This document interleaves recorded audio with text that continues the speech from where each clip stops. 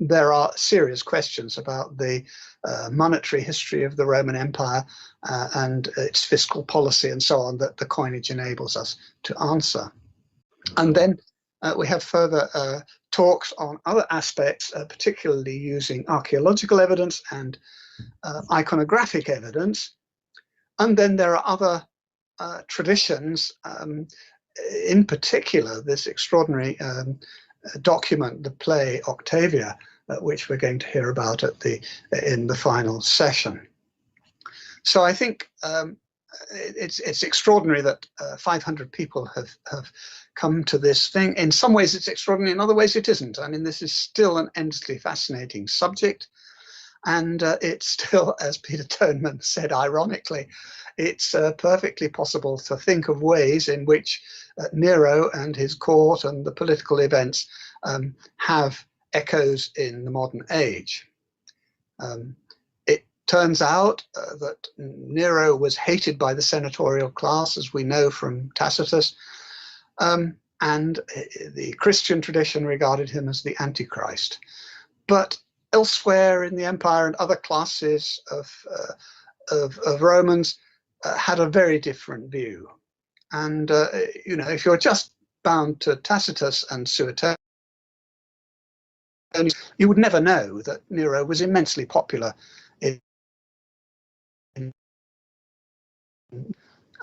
good reasons to be content with the situation that prevailed in his reign in the provinces. There are other views, as I say.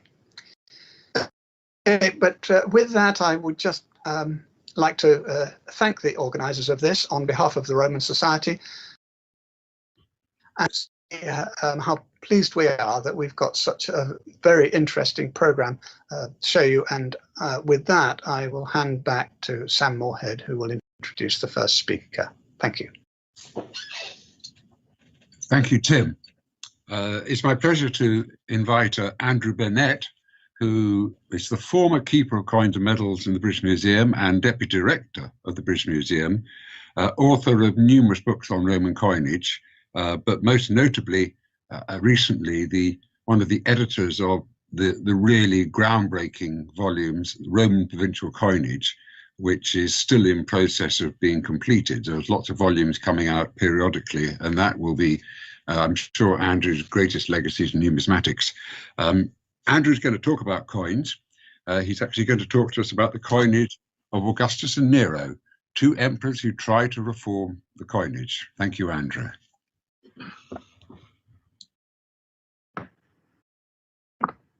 Thank you, Sam. I hope I'm now audible to the audience and that you can see my my PowerPoint. So, as Sam said, I'm going to speak about Augustus and Nero and about the coinage and what it tells us about them. I'm afraid I'm not going to talk about anybody's mother, nor am I going to have any sex in my talk. So those of you who wanted to hear about all that, I'm afraid you're going to be disappointed.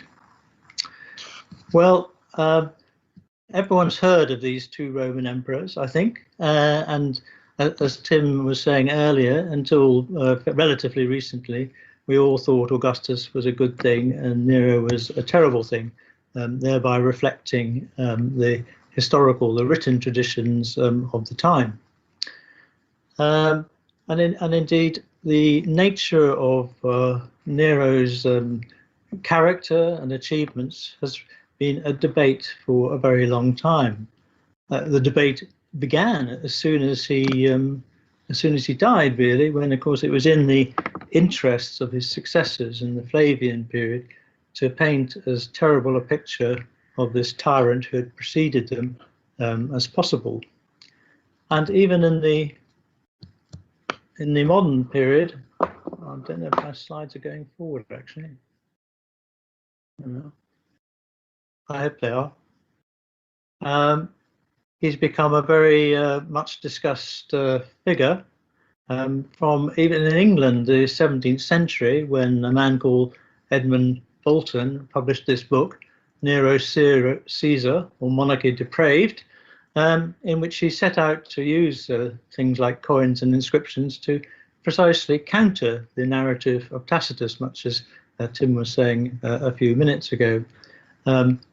His argument basically was that this all showed us that what happened under Nero was better than what followed, meaning the civil wars of 68 and to 69, that Nero didn't usurp divinity. Well, I think that's an arguable point. But the main point, especially for the 17th century, was that even a bad tyrant is better than no tyrant. And of course, this is a much debated topic in the lead up to the English Civil War broke out 20 years later. So Nero's always had both a particular interest, but also a particular relevance. I'm not going to talk about whether he was good or bad or ugly or whatever, but I want to concentrate on some of the things he did, because one of the ways of judging someone is, of course, what they actually did rather than what was said about them. We can look at the various public works that Nero did, digging the enormous canal through the Corinthian isthmus, which even Suetonius, as you can see from this quotation, otherwise a critic of Nero, was forced to admit was quite this and other things were quite good achievements. Archaeology has recently exposed the colossal scale of Nero's or the changes that took place in the port of Ostia in the reign of Nero, the building of the gigantic canals that linked the port to the river Tiber and ensured the supply of goods, particularly grain, to the city of Rome. Many important changes of administration took place in Nero's reign. We were able to take advantage of the discovery of an inscription a few years, 20 years ago or so, the customs law of Asia, which show how he regulated the system of customs dues throughout the Roman Empire, getting the Northern Ireland Protocol right for the province of Asia. He also introduced changes to the way wills and contracts were dealt with in such a way that it became much harder to forge them than before. There's also the military side. He put down the rebellion in Britain, which had broken out in his reign, or on his watch. It was put down. Similarly, he's one of the few Roman emperors, the only Roman emperor in the 1st century AD, who fought a fairly successful campaign in the east against the Parthians, who'd decided to try and take over Armenia again. And as you can see on the coin at the upper part of this slide, he was therefore able to close the Temple of Janus, which is a symbol of how worldwide peace had been established. Well, these are the sorts of things that one can look at if one's trying to assess what the achievement of Nero was. He also did things like his predecessor Augustus to the coinage, and that's what's going to be the main focus of my talk today. It's going to fall into 3 parts. I'm just going to look at the Republican background before we start with what Augustus did, and then after looking at what Augustus did, we'll move on to the final part of what Nero did. So just a little bit of background. The coinage in the Roman Republic consisted principally of the official issues from the Mint of Rome, which you can see on the left screen, the silver denarius and the bronze ass, which was 16 asses to the denarius. And this system continued into the imperial period, as you can see from these 2 examples illustrated on the slide from the Emperor Vespasian. In addition, and we'll come on to more of this, there was a lot of locally produced coinage by the different cities in the Roman Empire, which had the freedom to produce their own coinage at the same time. So how can we look at this material to form a view of what either of these emperors did. Well, I want to start with a visit, in fact, two visits to the town of Pompeii. The first visit I want to take place, in fact, second chronologically, in the Flavian period, at the time of the eruption of Vesuvius. And if you've just been to the Roman baths in the Via dell'Abbondanza in Pompeii, and you would then come out of the baths and you're feeling a bit peckish, you might pop into the hot snack bar opposite, the Thermopolium of Ventudius Placidus, and you might buy, well, I hate to think what you might buy, I suppose the Pompeian equivalent of a burger or something disgusting like that, or perhaps something much more tasty. And you'd pay for your snack with probably silver coin, perhaps, depending how big it was and how many of you there were. And you'd get your change in these nice coins that you can see a slide of. These are some of the coins actually found in one of these big storage jars you can see on the left-hand part of the slide. This was, as it were, the shopkeeper's money till. And he'd give you change, which was based on all these coins, nice coins with portraits of the emperor, which had been minted at Rome a few years earlier. So that was the situation in AD 79. But to go back 100 years, 150 years, if you had done the same thing in the 1st century BC, your experience would have been very different. Again, if you decided to go to the baths, the ones up near the Herculaneum Gate in the northern part of Pompeii, and then you'd come out, you'd have gone in search of your snack to the bar of Agisculus, which you can sort of see in the remains in the middle of the picture on the right. You'd buy your snack, you'd probably pay for it again with a silver coin, just as you had before, but then you'd get your change. But your change, very strangely, wouldn't be in those nice big bronze coins, the Janus and the Prow we saw a minute ago, but would be a mixture of a whole lot of nasty things like this. Coins with, on one side, on the left, the butting bull on the back, and on the right, a rather fat-looking god. Now, these were actually coins made originally at Marseille, ancient Massalia, and ancient and the island we call Ibiza, ancient Eleusis, which circulated in large numbers around the Mediterranean, and indeed were copied in Italy, particularly in Campania. And there weren't just a few of these; there were absolutely masses of them. This is, for example, a couple of plates from the book by Richard Hobbs, publishing the coins from this precise insula in Pompeii we've just been looking at. They accounted for something like 60 to 70% of the coins recovered from the excavation.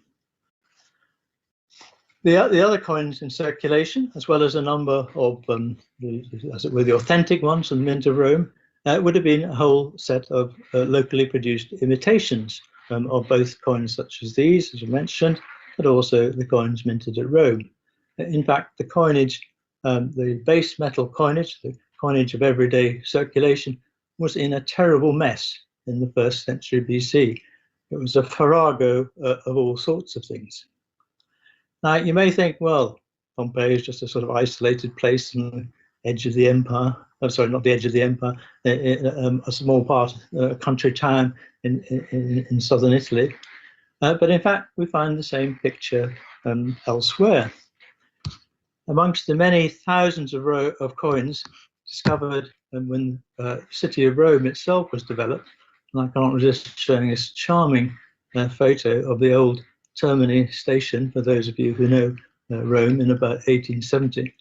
When they were expanding the station and generally developing the city, huge numbers of coins were recovered, and they're mostly sitting in the Capitoline Museum today. And they show exactly the same thing. Large numbers of these horrible coins of Massalia and Ebusus. So when Cicero went to get his cup of coffee in the Forum, he probably would have got his change in some of these nasty little things as well. And as well as his imitations, a number of other strange things were always also made. Like there's a huge number of these coins around in the 1st century BC from Italy, with what looks like a head of Dionysus on one side and a panther holding a thyrsus in its mouth on the other. Nobody knows exactly who made them, and they don't have any inscription, perhaps deliberately so, because the person who made them was a bit worried about their validity, so disguised their origin. But again, they contributed to the enormous mess of coins, low-value coins, circulating in Italy in the 1st century BC. Well, no wonder then that one of the great authorities on ancient coinage, Roman coinage in particular, Michael Crawford, as he says in his book, no mainstream coinage was struck by Rome until Caesar, once left with the image of a state that didn't give a damn for the provision of small change. And that was very much his view, not just of the Republican period, but also of ancient Rome and to some extent ancient Greece more generally. And it wasn't just a sort of matter of messiness and inconvenience. It really did matter, and we know this from this enigmatic story about somebody called Marius Gratidianus in 85 BC. We don't know exactly what he's talking about, but as you can see from the part of the passage from Cicero that I've highlighted, he says, at that time, the value of money was so fluctuating that no one could tell how much he was worth, or perhaps a better translation would be how much he had. What this caused real social problems, and we can tell from the reaction when Gratidianus solved this problem. Whatever he did, we don't know. Perhaps he fixed the exchange rate between the silver and bronze coinage, which had been fluctuating before, in such a way that, as Cicero had gone to say, no doubt with exaggeration, but nevertheless there was some truth in it, that all these vast honours were paid to him and statues were set up, and so on and so forth. So this was the situation running up to the reign of Augustus. What happened then? Well, Augustus did a number of things.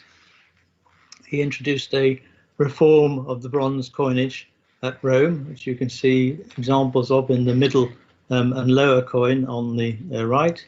He introduced a new denomination, the sestertius, which hadn't really existed before, and a series of smaller denominations down to this very small coin, the quadrans, which was a quarter of an as, and hence a 16th of a sestertius. And I think it's pretty clear he did this as an attempt to improve the position regarding the provision of small change in Rome and indeed Italy at the time. Now, I mentioned that at the same time as the coins such as this and the ones we were looking at before made at the Mint of Rome, there were a mass of city coinages. Here are a couple of examples from Asia Minor. They normally conform to the same pattern, with the portrait of an emperor on one side, with a legend in Greek, and then on the reverse, the name of the city that produced it. In this case, a place called Hierapolis, known to some of you as Pamukkale in Turkey, often with the name of a local magistrate or official, as on this case, and a design that reflected some of the religious sensibilities of the city. God Apollo is very popular in Hierapolis, so his lyre appears on this coinage. Another example from Ilium, you can read the Greek Eli pretty clearly, Ilium of Troy, again with the head of Augustus on one side, and the figure of Athena probably on the reverse. Now, these local coinages were produced all over the empire. This is a map of the cities producing them at the time of Augustus. Well over 100 cities. You can see that they're concentrated in Spain and the east in Asia Minor, Turkey. There should actually be some dots in what's modern France, because there was a lot of what we call Celtic coinage produced there, but we normally don't know exactly where it was made, so it's difficult to put dots on the map. So what did, apart from introducing these coins at Rome, Augustus, what effect did he have on the coinage of the empire, whether it consisted of the silver and bronze coinage made in Italy at Rome, or the civic coinage made throughout the empire? Well, yeah, there are three main aspects worth mentioning. Production of bronze coins at various locations across the empire, an attempt to apparently to unify the currency system of the empire, which I say wasn't successful, and the centralization of gold and silver coinage, not in Rome, but at Lugdunum, modern Lyon, in France. So the production of bronze coinage all over the empire was studied many years ago by Michael Grant, who some of you will know for his rather good volumes, general volumes on ancient history, including a book on Nero. I'm not sure it's much read nowadays, but Michael produced all sorts of very good historical books. He also had a particular interest in coins, and he wrote this influential book called The 6 Main Ice Coinages of Augustus, where he identified a number of coinages produced around the empire, which were produced in rather large numbers, even though apparently they were some sort of city coin. Here, for example, is an example from Nemours, Nîmes, in southern France, showing Augustus and his great admiral Agrippa on one side, and a crocodile chained to a palm tree, symbol of the capture of Egypt, on the back. Colnem, Colonia Nemours, the colony of Nîmes. And although these coins look like they're, as it were, coins of the city of the colony of Nemours, they were produced in gigantic numbers, and they're found all down the Rhine frontier. And it seems very clear, as Grant argued, that this was, as it were, a city coinage that was manipulated by the Roman authorities to produce coinage for their needs across Gaul. He pointed out there were other examples, such as these coins, which are known today for a reason which is now obvious to you, seeing this slide, as the CA coinage. We don't know for sure what CA stands for. Some suggestions are made here. We don't really know where it was made, perhaps at Ephesus, but it's certainly found in large numbers in ancient Asia Minor, modern Turkey. So it might well have been made at Ephesus, which was the capital of the Roman province of Asia. And then another series with this big letter SC on the back were made at Antioch, which you can just about see in the map, the corner of Turkey and the Levant, in what is in fact the part of Turkey there, modern Antakya. Again, was produced in very large numbers. So Grant identified 6 such coinages such as this, and there were actually some other ones made in other cities, some in Alexandria in Egypt, and some in further north in Belgium, all of which suddenly appear on a very large scale. And it seems to me that this can't be an accident, that there's a sudden production across the empire of large quantities of small value coins. This seems to me really is the Emperor Augustus trying to fix the problem of the currency of the empire, not just in Italy, but all over the empire, and fits in with all these other things he did, reconstructing roads, bridges, so on, introducing a fire service in Rome, and so on and so forth. He's trying to get a grip on the administration of the empire and sorting out the state of the currency is one such example. Now, not only does this happen, but as I said a minute ago, he seems to try to introduce a common system of coinage across the empire. So he's basically increasing the amount of bronze coinage, but they're made of all different sort of sorts and shapes and sizes. And he seems to have also tried to standardize the size and probably the system of denominations across the empire.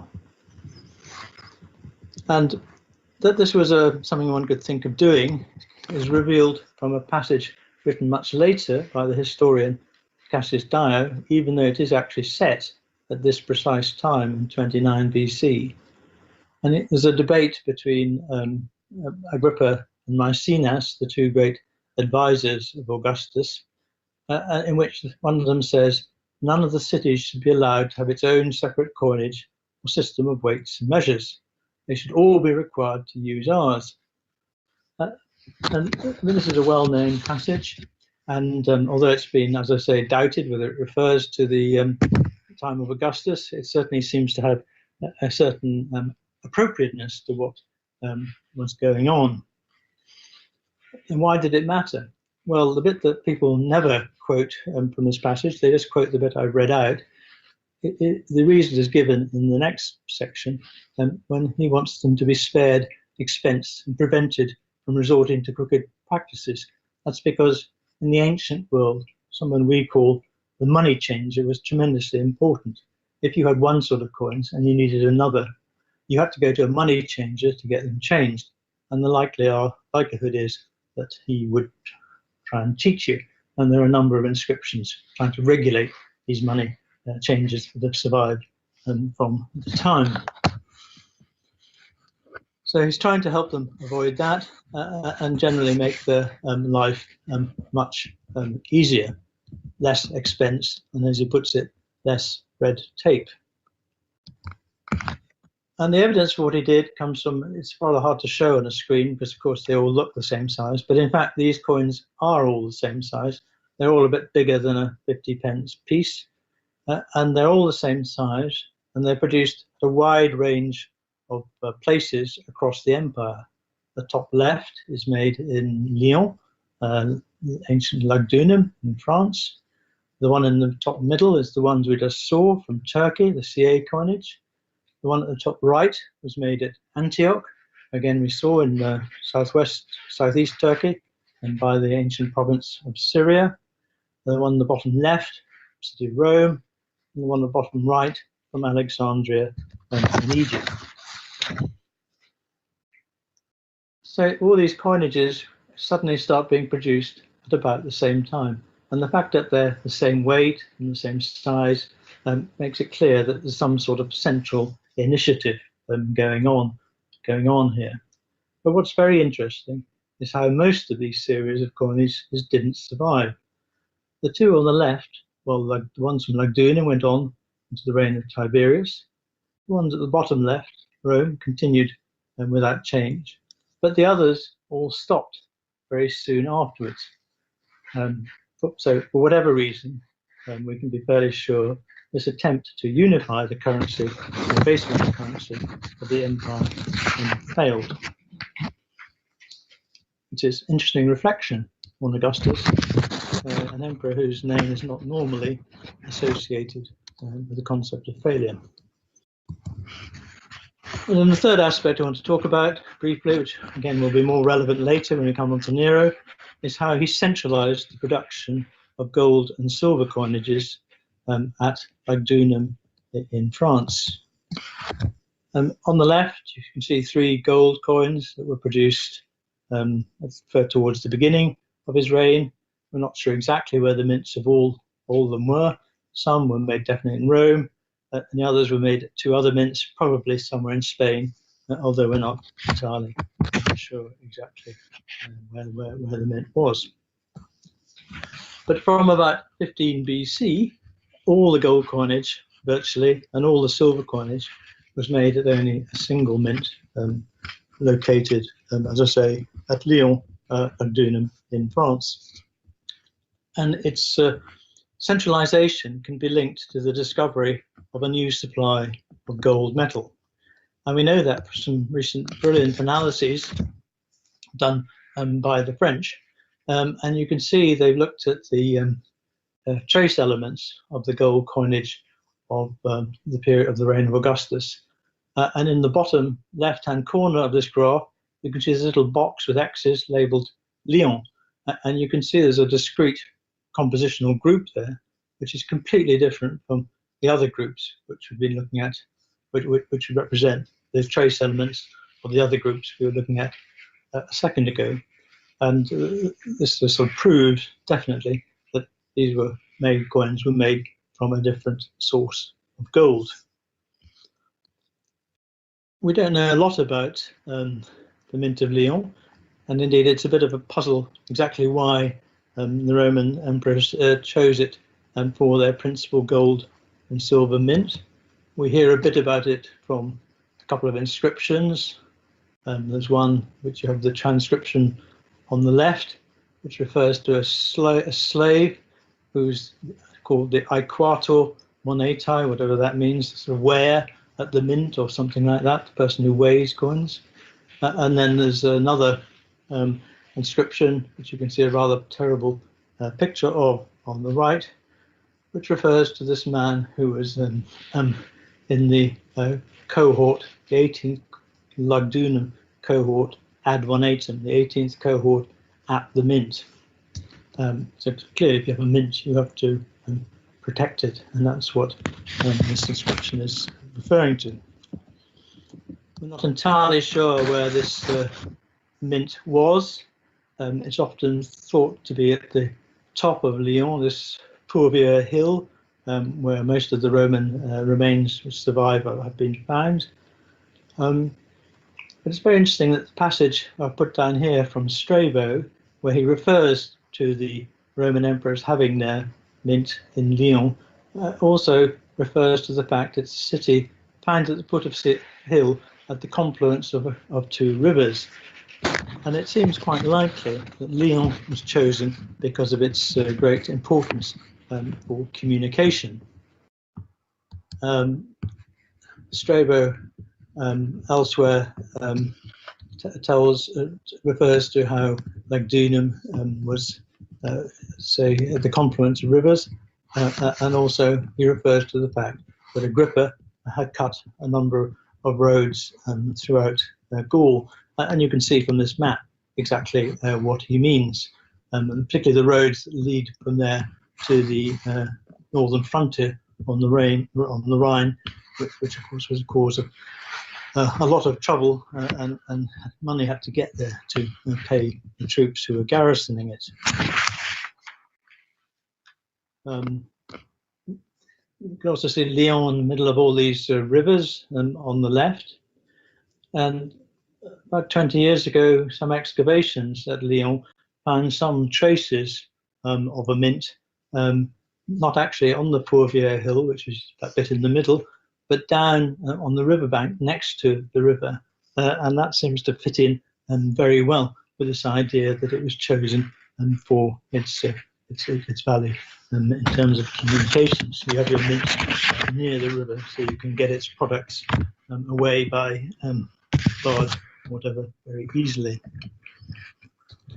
There's still something of a mystery, though, exactly why the mint was there. It's possible that a new source of silver had been discovered somewhere in France, and that's what they were using. But the gold mines, we know, were in northwest Spain, as you can see on this map, and it just still seems to me slightly odd that the main mint for gold was so far away from the source of metal, even though, of course, it's much more convenient for paying troops on the Rhine frontier. So much for Augustus, what he did and what he didn't do. Now let's come on to Nero. Well, you would have thought Augustus had solved the problem of small change, but it seems that he hadn't. That in the reign of Claudius, 41 to 54, we start finding signs of problems with the low value currency again. And as you can see from this slide, the same thing started to happen but large numbers of rather terrible looking imitations of the official coinage, which you can see at the top, were made. Now, there's some dispute about how many of these imitation coins really were imitations and how many were as it were, officially produced that recognized mints, but to a slightly lower standard than the official ones. But even the most extreme view of that would accept that something like 90% of the bronze coins of Claudius in circulation in Britain were imitations, fakes you might call them, 30% in Gaul, and also a number in Spain and Africa. So the problem was clearly still very serious, despite what Augustus had tried to do. We might call that, for the sake of this lecture, his second failure, coming after his attempt to standardize coinage. So what did Nero do about it? Well, he did a lot. A lot of things happened to the coinage in his reign. Well, I'll dwell on this slide a little bit so you can read it. There are many different aspects of what he did that are worth thinking about. He produced new bronze coinage at Rome, the great artistic improvement. He established new branch mints for bronze coinage. These ones particularly are about improving the supply of low-value coinage to the empire. He reduced the weight, famously, and fineness of the gold and silver coinage, not just the main coins in the West, but also some provincial ones made in the cities of the East. He brought in a scheme for collecting together as much silver from the coinage, recovering it as was possible. He introduced a new system for sourcing metal for the production of coins. We can tell from the analysis that have been carried out in the modern period that he started, under his reign, the Roman mint started recycling old silver coins into new ones and not just using fresh metal, which was the case before. And then finally, he moved the gold and silver mint from Lyon back to Rome. So we'll look at these aspects fairly briefly, one by one. Well, what he did with the bronze coinage at Rome is actually fantastically complicated, and I'm not going to go into the details of it today. He clearly fiddled around, if I can use that verb, quite a lot, or somebody did on his behalf, with the coinage, trying different weight standards and different metals. The two standard metals for the base metal coinage were orichalcum, which we call brass, and copper.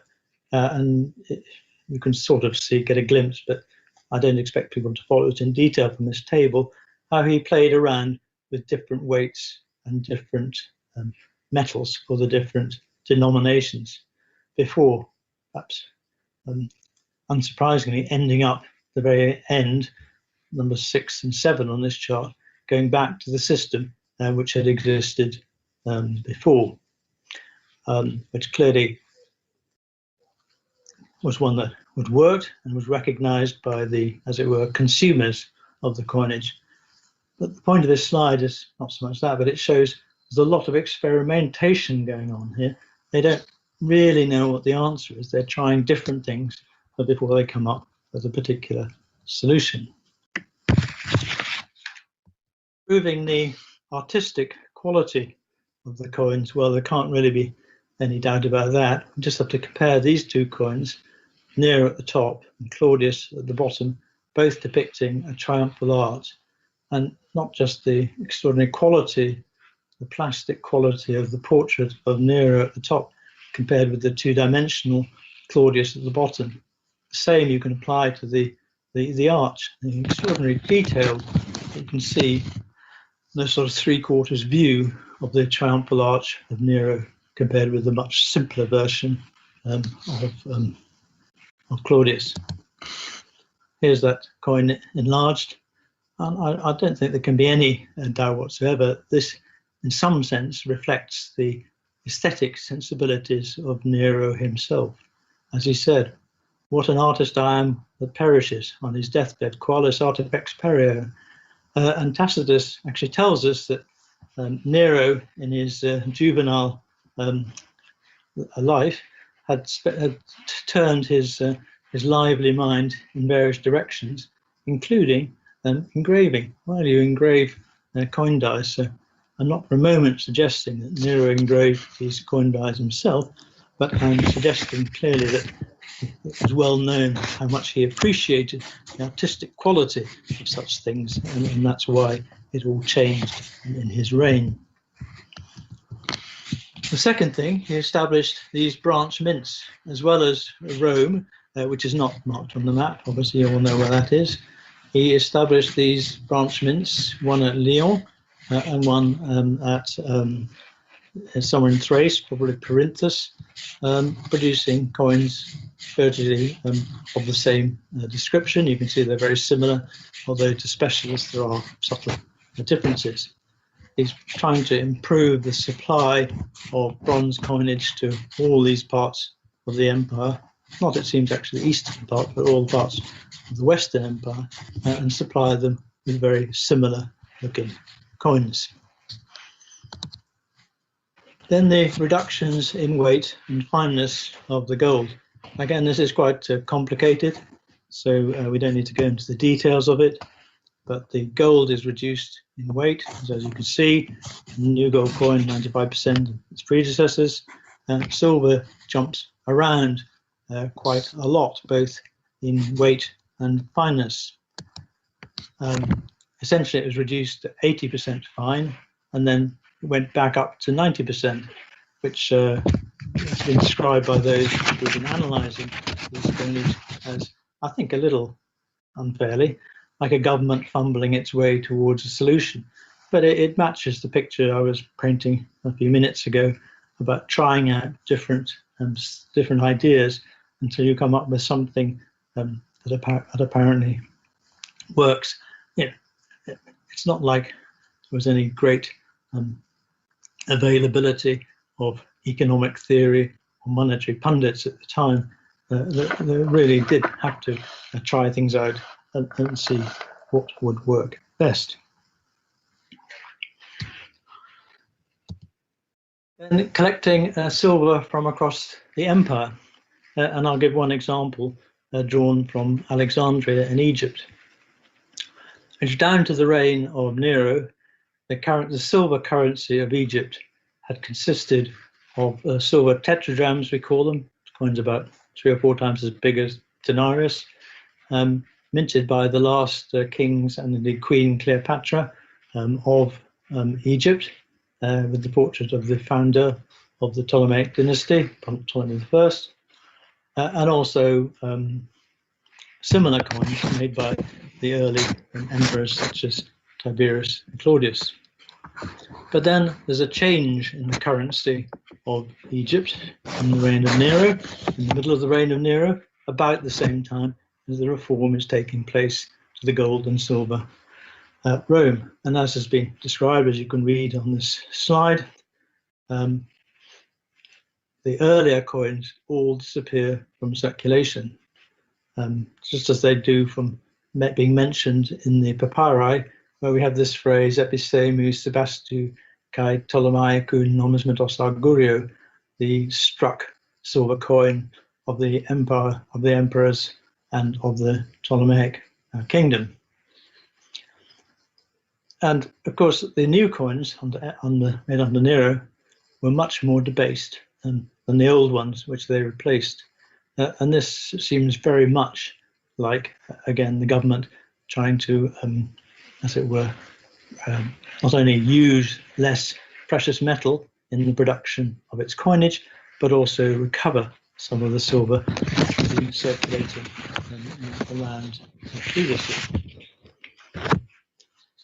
Well, it's quite a complicated story, but I won't go into the detail of every region of the empire, but you can see various things take place across the empire: Rome, Crete, Asia, Caesarea, that's at the far end, the eastern end of Turkey, Tyre, modern Tyre in Israel, Antioch, Alexandria.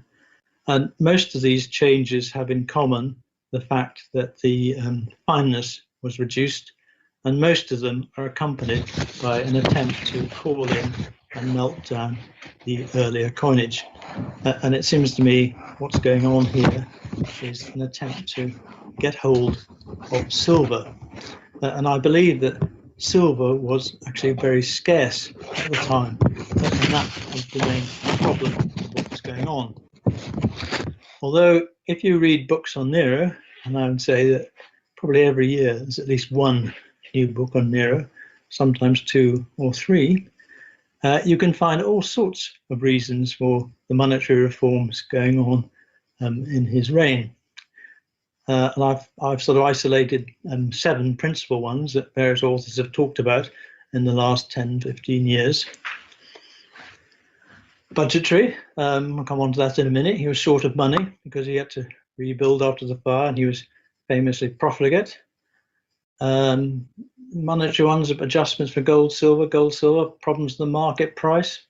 It's hard to know how far that would apply, but perhaps this change in the silver from going down to 80% and then back up to 90% is reflecting some problem of the currency vis-a-vis the market value of gold and silver.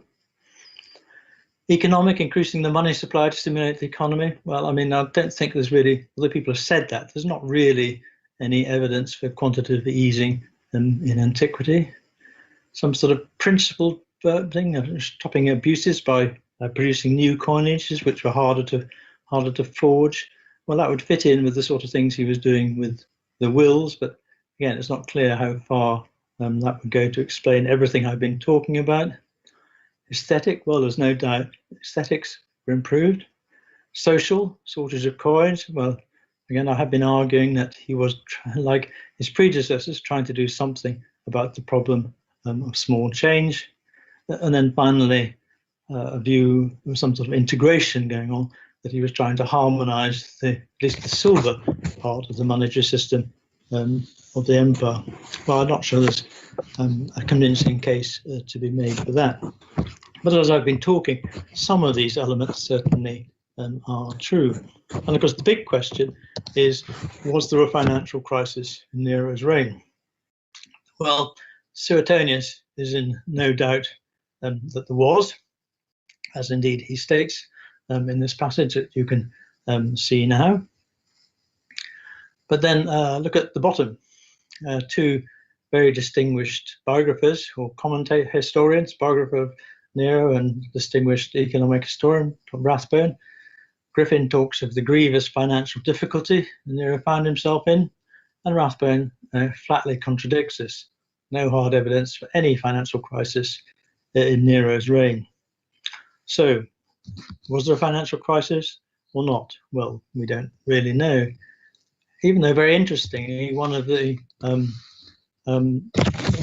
recent books on Nero has tried to create a state budget for him, but it's based on very sort of premises that are quite easy to challenge. So it doesn't really solve the problem one way or another. Definitely, he was spending a lot, but was he spending more than he could?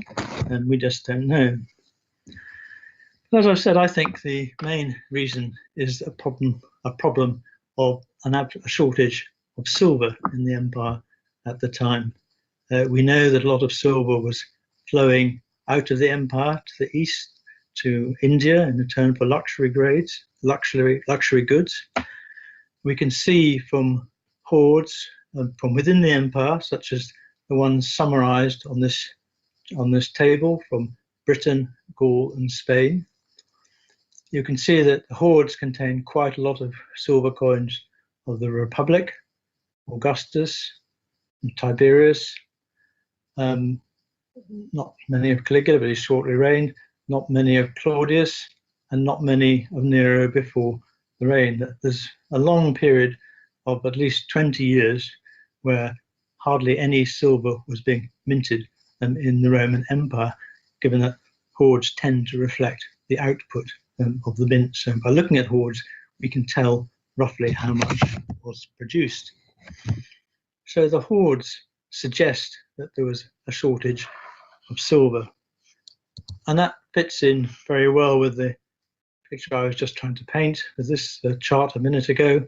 about how they're trying to conserve silver or get it back, and then why they have to move on to this idea of recycling silver.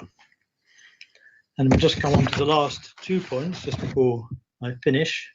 The new system for sourcing metal, recycling the old coins. Well, of course, I can't really sort of show that visually because it all depends on the detailed physical analysis of the metal of the coins, but it does seem to show that the composition of the coins after the reform of Nero does reflect the fact they're made from melted down earlier coins rather than from fresh sources of metal. And I think if that's the case, it helps explain why Nero moved the mint back from Laguna to Rome, because we know that the mint of Rome was located by the temple of Juno. I don't know if my pointer works, but on this map it would be just behind here on this map. And the Roman treasury was in the temple of Saturn, which is just down here. And of course that's where your taxes would have ended up after you paid them. Well, some people would dispute this, but I think when you paid your taxes, they were sent to Rome, to the treasury, and then, as it were, redistributed if necessary. But if you decided you need to make new coins out of old coins, then having your mint next to the treasury, where the coinage was coming in from taxes, made a lot of administrative sense. What happens after Nero is that the silver coinage starts again, but a colossal gold coinage is made. There's this gigantic hoard, for example, from Trier, found 30 years ago, which shows that over 30% of the gold coinage in circulation in the 2nd century AD was made in the last 4 years of Nero's reign, which just reflects the fact that there must have been a massive amount of coinage being produced at the time. And it seems likely that, as it were, the empire makes a sort of shift from this period to a more of a bimetallic coinage based on gold and silver to more of a monometallic coinage where gold was the principal coinage and silver took a much more subsidiary role than it had before. But taking all these changes together, the thing I want to stress about them is, whatever the explanation for all the different bits, is just the colossal scale of what was going on. Now, modern scholars try to estimate the production of coinage at different times in the ancient world, and there have been various estimates for the end of Nero's reign, and as you can see, they range between 8 and 18 million coins, gold coins per annum for each year of the end of Nero's reign. And the vast amount of gold that would need to be moved to the mint. It's a wonderful argument a wonderful article by the late Fergus Miller on the number of wagon loads that would have to have trundled up the Clivus Capitolinus to get all this metal to the mint. And you can see something like 1 or 2 or 4 wagons a day would be required to produce all these coins. That's a lot of gold, and it requires a very highly organized system of supply and transport to get it there. And related to that is indeed the geographical scale of what was going on, that these interventions I've been talking about were all over the empire, not just at Rome, Lyon, Rome, Thrace, Crete, Antioch, Tyre, Alexandria and Egypt. It's empire-wide. So I think these two aspects, the size, the scale of what was going on and its geographical extent, definitely show how effective an administrator Nero was, or what an effective administration took place in his reign. And then going back to where we started, we'll just pose the question, who's the winner?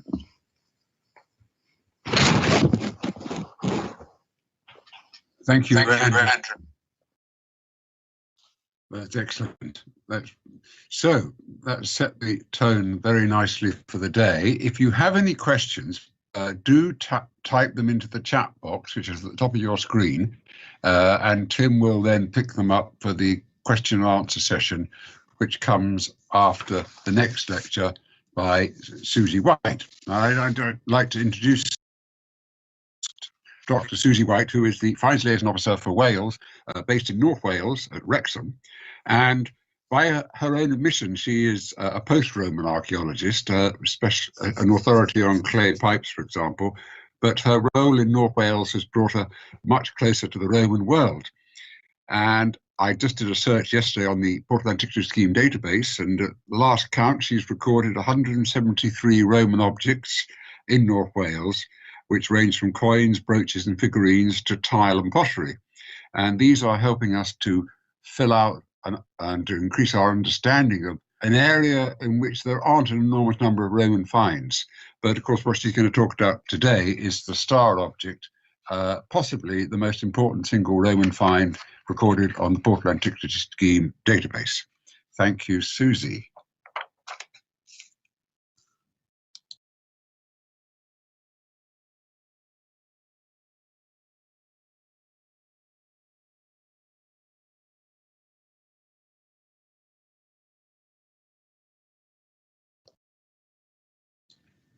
Susie, I think you're on mute.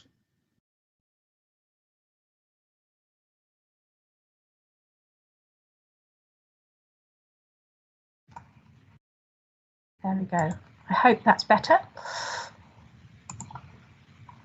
Is that better? Now, I can hear you now, yes. Yeah, can hear me now.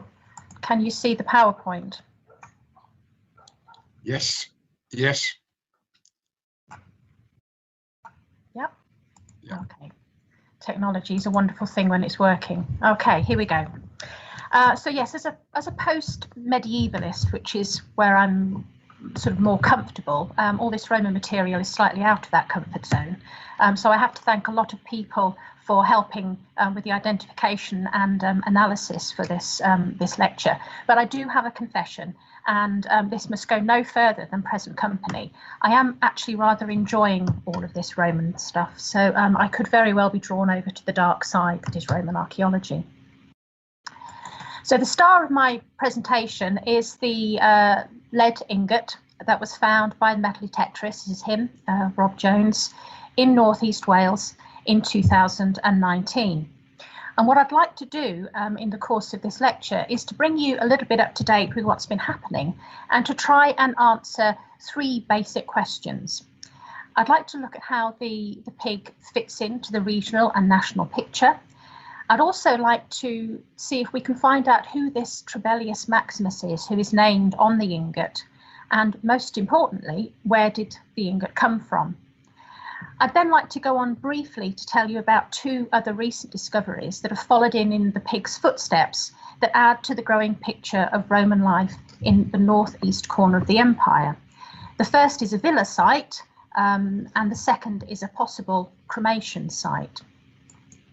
And this is just a quick slide to sort of orientate you so that you know what we're talking about. This is a map of North Wales, so you can see Anglesey here, Chester, the Roman city of Diva, and we're going to be talking about a pig, the villa, and the cremation site. So let's start with the ingot itself. In early September 2019, the local metal detectorist Rob Jones phoned from a field in the middle of Rossett. And as any FLO will tell you, most discoveries start like this, and normally with the words, "I think I found something." This conversation then usually goes on with a request from the FLO to send a photograph, and this is what he did. Now, this clearly was something, and I immediately forwarded the image to Steve Grenter, who is the Heritage and Archive Lead at Wrexham Museum. And I think he came up to my office about 2 steps at a time, asking, is he still on site, as he burst through the door. Within a very short time, sort of half an hour of the call, we were on site with the finder and the landowner, and somebody from Clwyd Powys Archaeological Trust, Ian Grant. And here you can see Ian, the landowner, Steve, peering down the hole that the metal detectorist had dug. And you can also here see the initial drawing that we made of the inscription. And it was unlike anything that any of us had seen before because of the number of ligatured letters that were on the ingot. Having satisfied ourselves that there was no obvious archaeological evidence in the hole that the finder had dug, we managed to get it out of the ground and back to the farmhouse. Now, the ingot itself weighs about 10 stone, or just under 64 kilos. So as you can see, we actually needed some help, and the farmer bought his trusty tractor and a big pallet to be able to get it back to the farmhouse. After he'd had a chance to look at the ingot in more detail and show it to his family, we were able to move it to Wrexham Museum for further study. And with the landowner's agreement, we began the process of trying to raise funds to acquire it.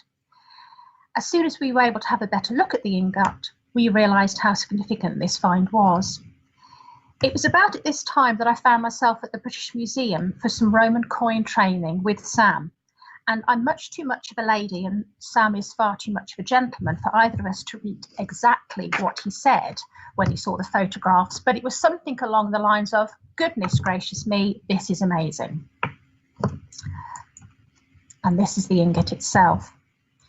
It's rectangular in plan, as you can see, and is just under ½ metre in length, and it weighs 63.4 kilos. This is very close to the standard weight of 195 Roman libra for ingots, which is 63.85 kilos.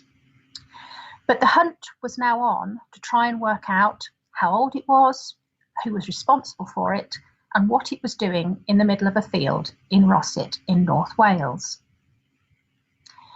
Now, lead is essentially what the Romans need to make sure that there is a smooth running of the Roman Empire. It was used for piping, for aqueducts and plumbing, for coffins, for gutters and for villas.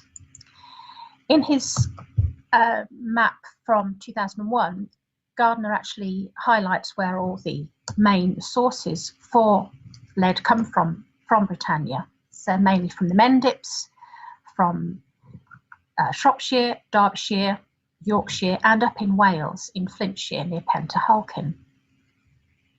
Now, there are 4 phases of exploitation of Romano-British lead mines. The first is the military phase, which reflected the need for the Roman army to maintain the resources of the newly acquired territories. This first pig, with the name of Nero, as you can see just up here, was an antiquarian example found in 1783 in Hampshire. The bottom one is an example found in Gloucestershire from the Mendips and is inscribed with the name Vespasian. It dates to about AD 79, and I draw your attention to the name here on the side of the pig, which reads Soknovec, which may well identify the company that produced it. The second phase is the early commercial phase from the 1st to the early 2nd century AD. This is when you had the emergence of private companies and individuals being granted mining rights.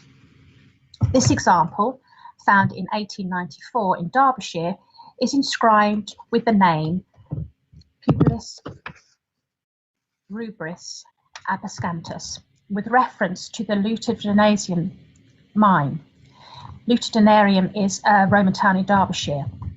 The inscription has some ligatured letters, as you can see, which is very similar to the examples from Wrexham. We have some ligatured letters here where they're all joined together. The third phase was the Hadrianic construction phase, which covers the second quarter of the 2nd century AD, with the massive frontier works in the north of Britain. Almost all the datable pigs from this phase bear imperial markings.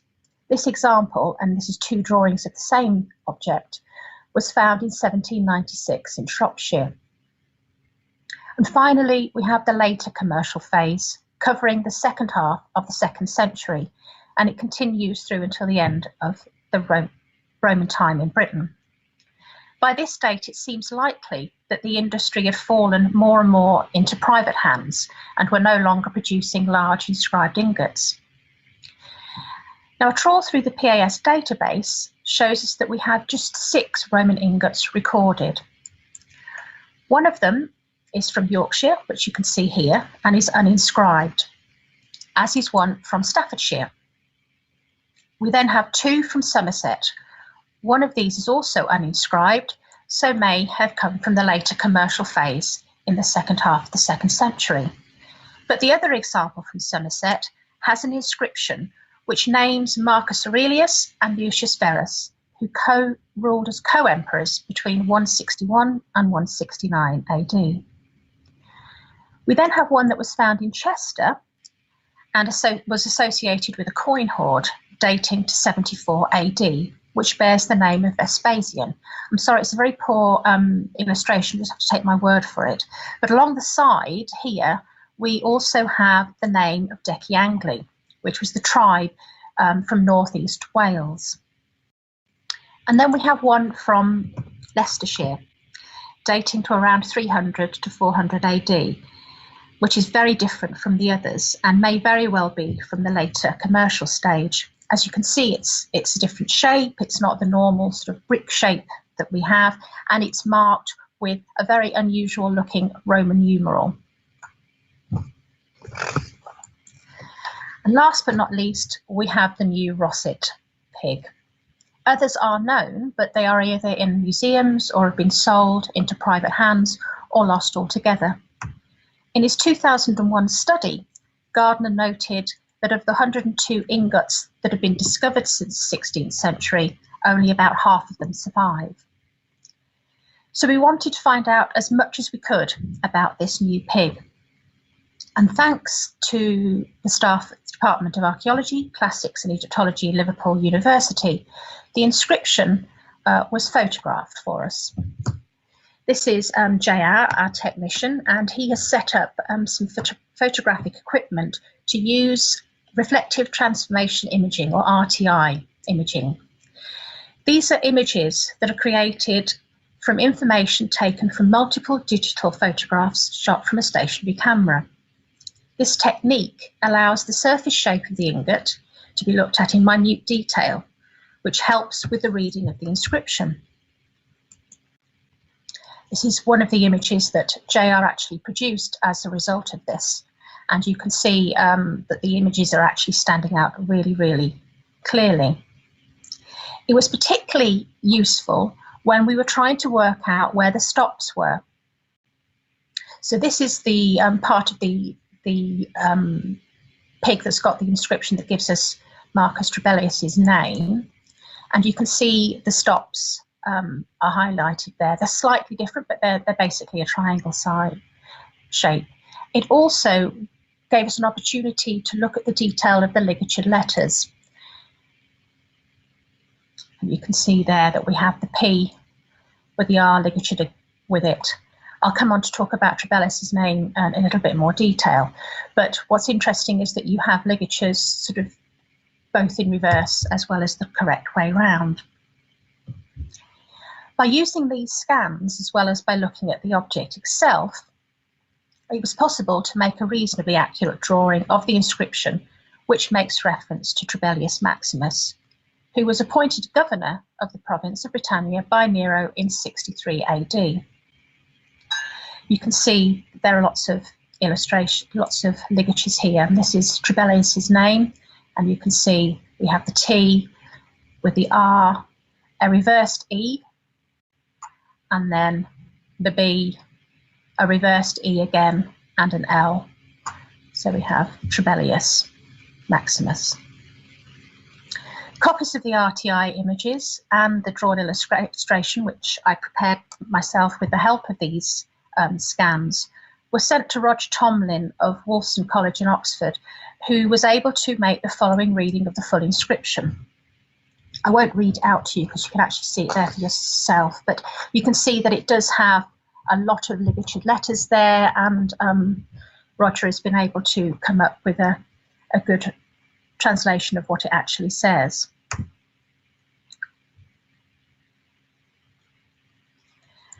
Now, it's interesting to note that the corner of the ingot, which would have borne the name Nero, is missing. You can see that there's a very sharp cut along here where it's been cut off, and there are a lot of cut marks on the pig on all sides. And by looking at it carefully, we've been able to tell that this has been done possibly with a small axe. It's definitely a rounded blade that has been used to cut into the pig. And we were unsure as to what this was. Now, the actual loss of that top corner with Nero's name on may be significant. Again, we don't know. Is it a case of damnatio memoriae, where they've actually cut off Nero's name to sort of try and remove him from history?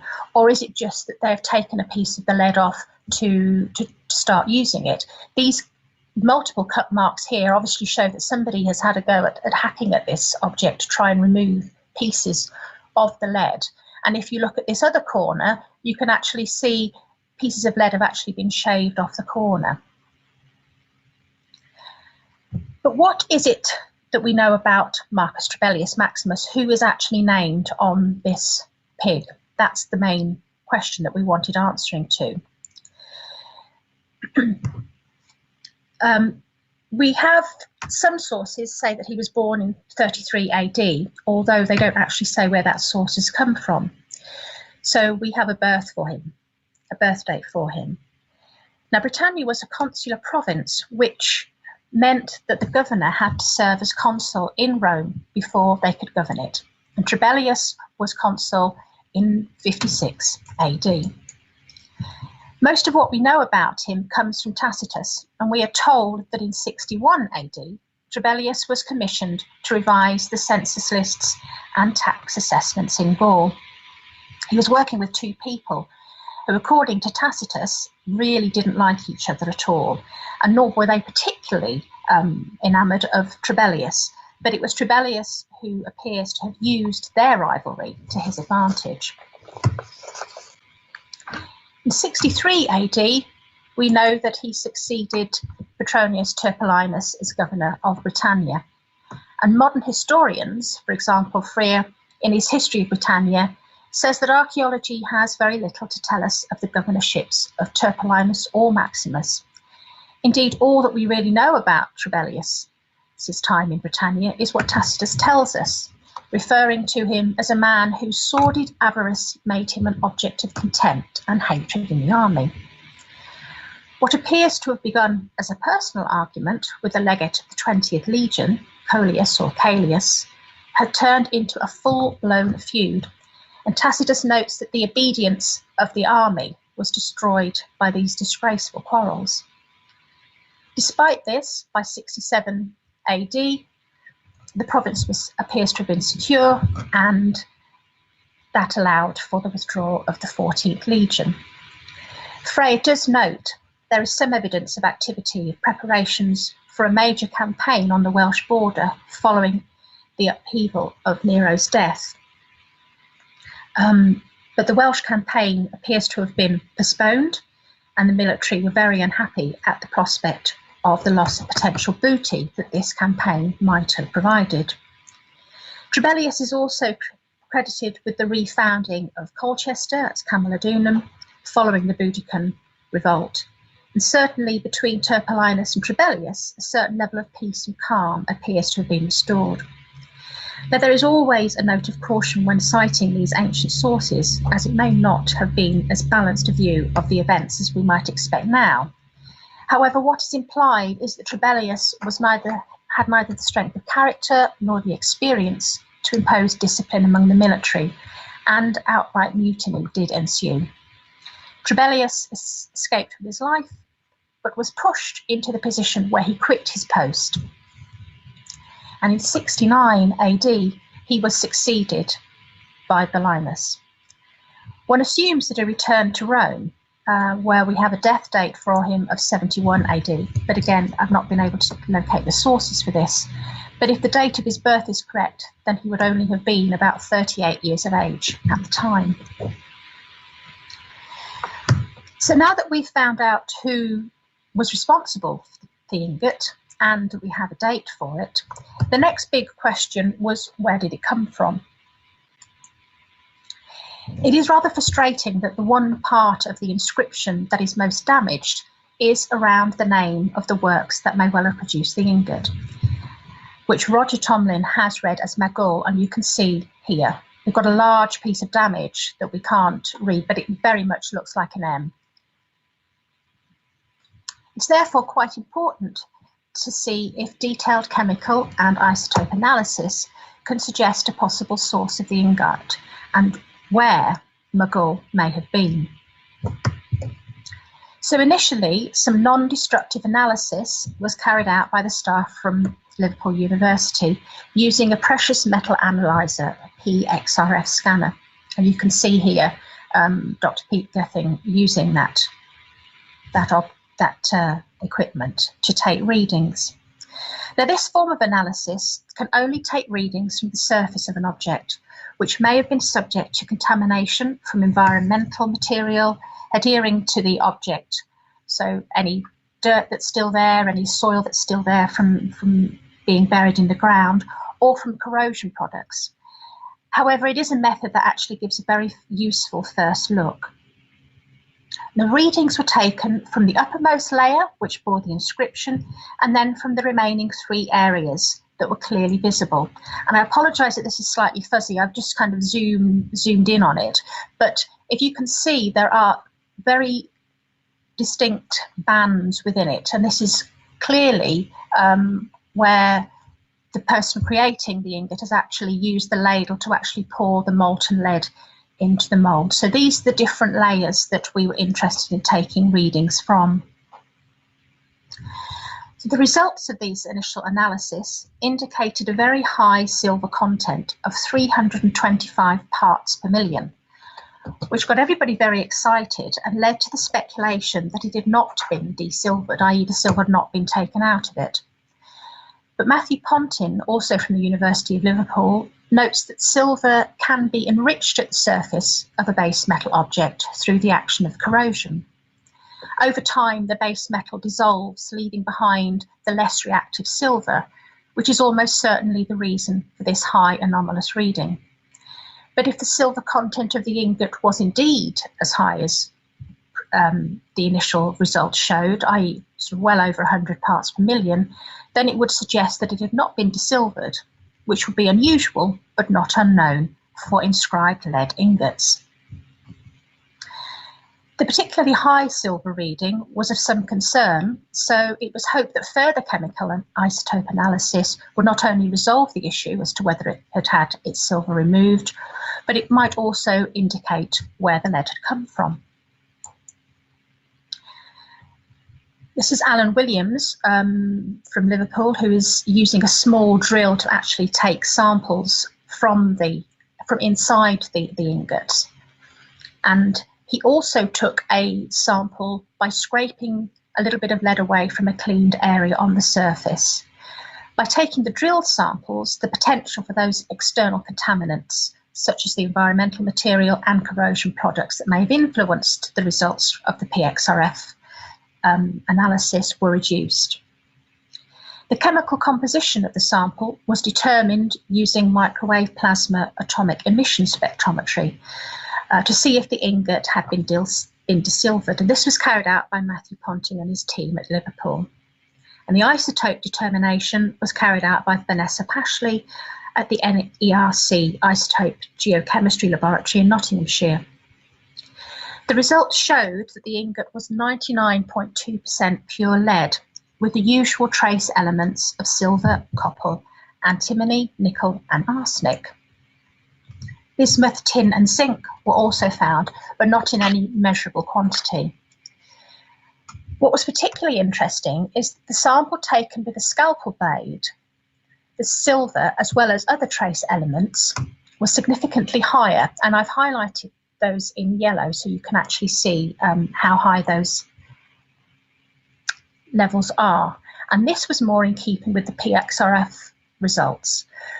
But by finding them in this sample that have been scraped from the surface, it simply confirmed the suspicion that these elements have been altered by the effects of corrosion and burial. By studying the results of the analysis carried out, it's now possible to come to some conclusion about the composition and origin of the Rossett ingot. The silver content of Roman ingots found in Britain is quite variable. Indeed, Tilecope notes that the silver content can be quite variable even within the same mine. In 2001, Gardner compared the silver content of 32 lead pigs for which analyses were available, and noted that the silver content of 75% of them was between 0 and 120 parts per million. The silver content of the Rossett ingot has an average of 55 parts per million, which is quite low, but within the range of silver found with the other ancient lead. And this bar chart here actually gives you an indication. It's slightly higher than some of the other ingots that are known from the area, but not unusually so. This level of silver in itself isn't sufficient evidence that the ingot has been desilvered via cupellation. The smelting of the resulting litharge to recover the lead would concentrate some of the trace elements, such as copper, bismuth, zinc and tin, whilst other elements, such as arsenic, would be lost as fumes during the process, all of which result in a hard lead. However, the Rossett ingot can be shown to comprise a good quality lead turned soft lead due to the low trace elements of the contaminants, and therefore has not been desilvered. And again, I've highlighted them here. And as you can see, the arsenic level is actually still quite high, which would have completely been lost had this gone through the desilvering process. So we can be fairly sure that this hasn't had that desilvering done to it. Now, soft lead was considered to be by far superior for many uses because of the ease with which it can work.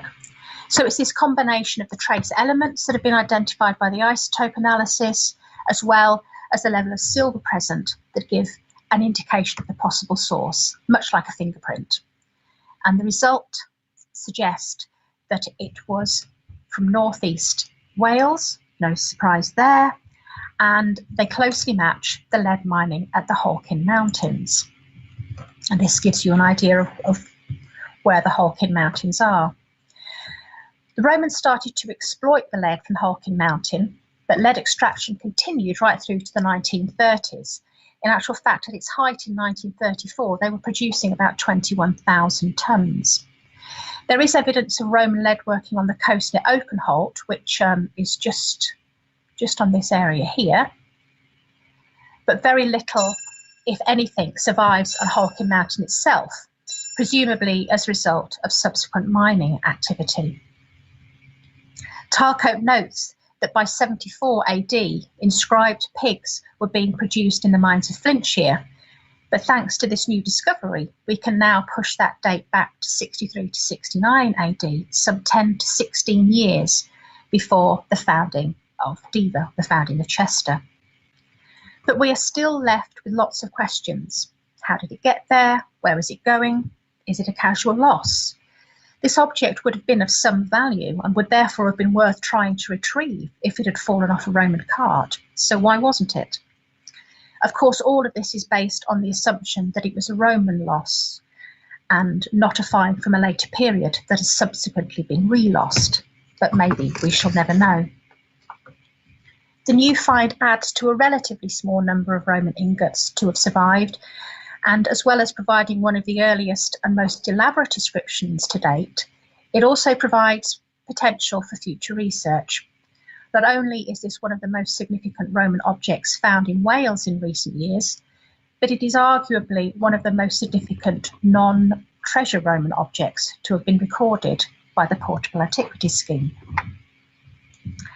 So that's the Roman ingot, and I'd now like to talk to you a little bit about the footsteps of Marcus Trebellius, which is the name of a project that came into being on the back of the discovery of this ingot. Northeast Wales is by and large devoid of much in the way of hard archaeological evidence of Roman activity, and by that I mean actual sites rather than evidence of casual losses and find spots. But the discovery of the pig with Trebellius's name on it raises the question about the extent of Roman activity in the area at this early date. This is a map taken from the PAS database of all the Roman finds of any date that have been recorded by the scheme. But this is only the tip of the iceberg, as it will not include excavated material or objects in museum and private collections. But it is indicative and is possibly what you might expect given the proximity of the substantial legionary fortress at Diva in Chester. The pig and the other two sites that I'm coming on to talk about are marked with the red dots, just so that you know. So we have the pig here, and then the villa and a cremation. But if we look at the PAS database for the Roman material just for the 1st century, which is the date that we're talking about for this pig, it still shows that there's a lot of activity in the area. Now, the new project is targeting 2 sites as phase 1 of the partnership project between the University of Chester and Wrexham Museum, with funding from the Audrey Barry Brown Memorial Fund and the Donald Atkinson Fund, promoting Roman studies. The first site at Cobbler's Lane, this is the pig site, and then as you can see quite close to it, only about 1.8 kilometres away, we have Stringer's Lane, which is the second site. So I'd like to talk to you about the first site first of all, which is obviously the pig. After the discovery of the pig, we carried out some geophysical survey just to see if there was anything else there that might have explained how it got there. And the anomalies that it picked up were all fairly ephemeral. The linear feature, which it picked up, was on the same alignment as the modern cultivation, and so is likely to be the result of drainage or more recent field boundary. But some of the anomalies were tested with ground truthing, and here we have a photograph of people working on Trench 1 at Cobbler's Lane. The gentleman in the trench is the finder of the pig himself, who was very, very keen to get involved in any archaeological work surrounding the discovery. And these excavations prove that all of the archaeology that we were seeing was really very, very ephemeral, and they did then come to the conclusion that it was just a casual loss.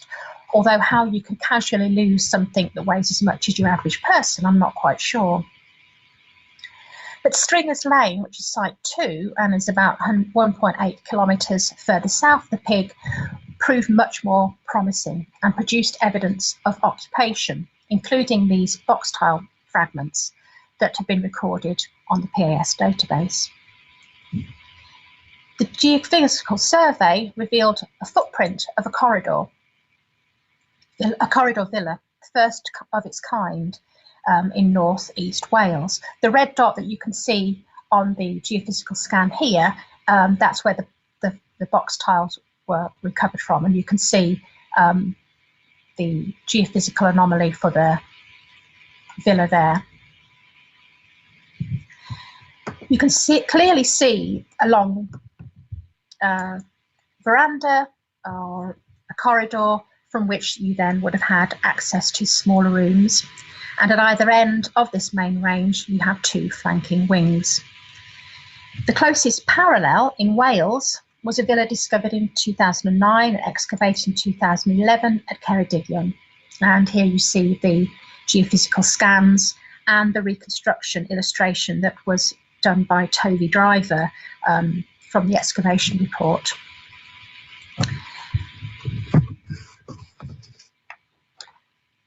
Geophysics also picked up what we think may be field systems surrounding the main building, and also evidence of possible oven or kiln.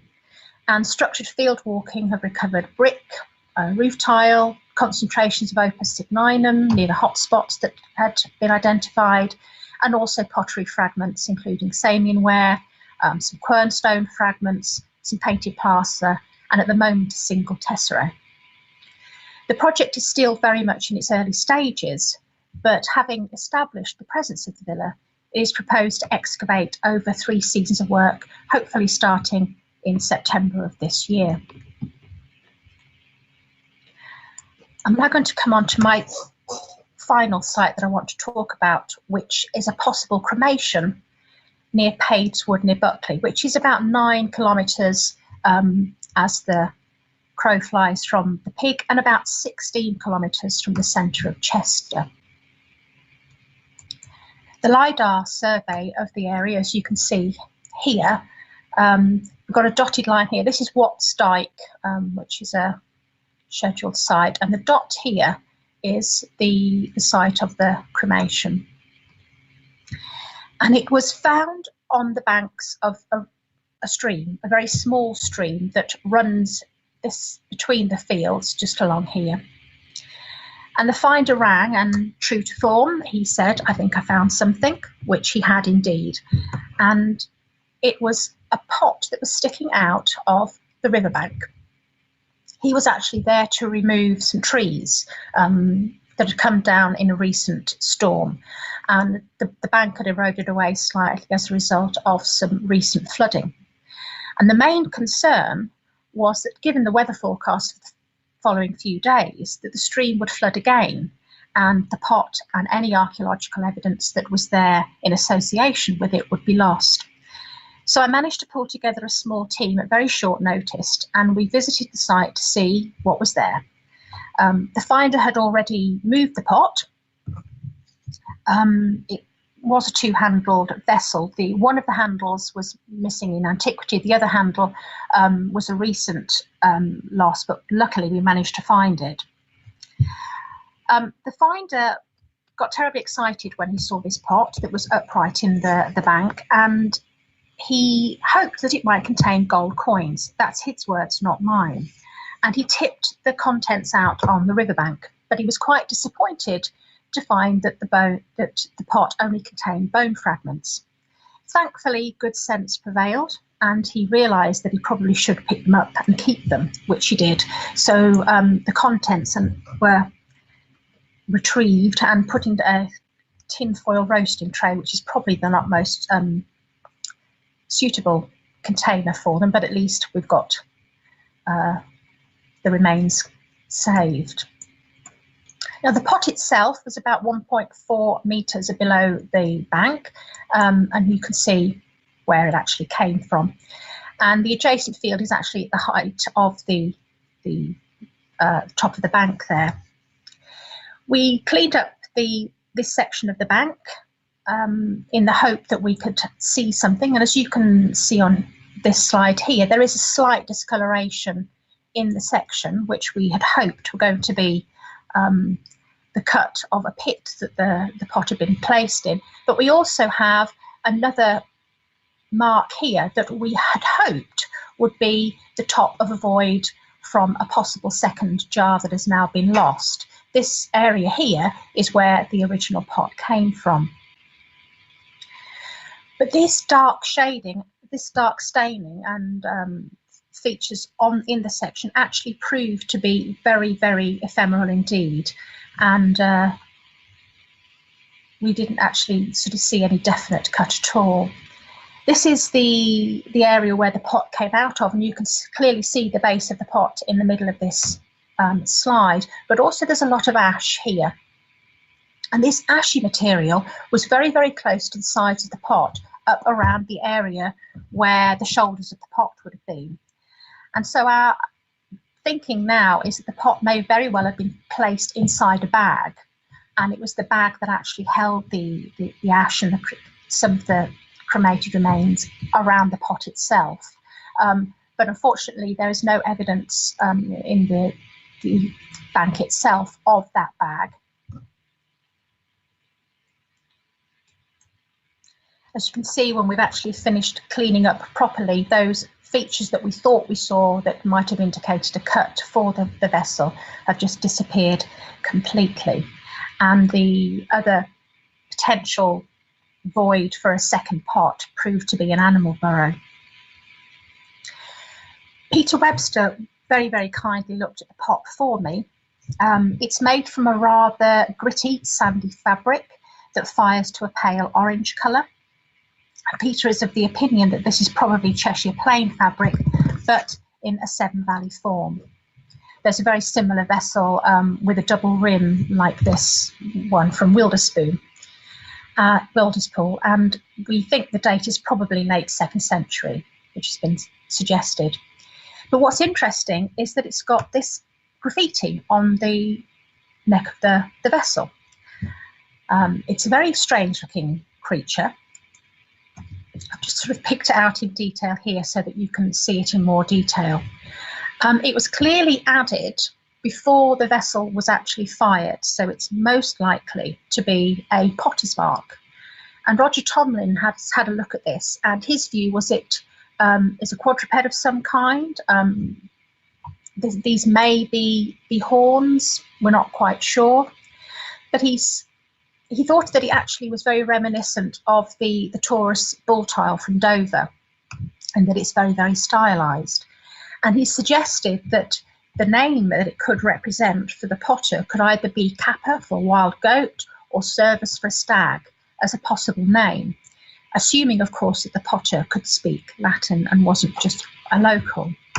I have to say that the potter's potting ability was by far better than his artistic one.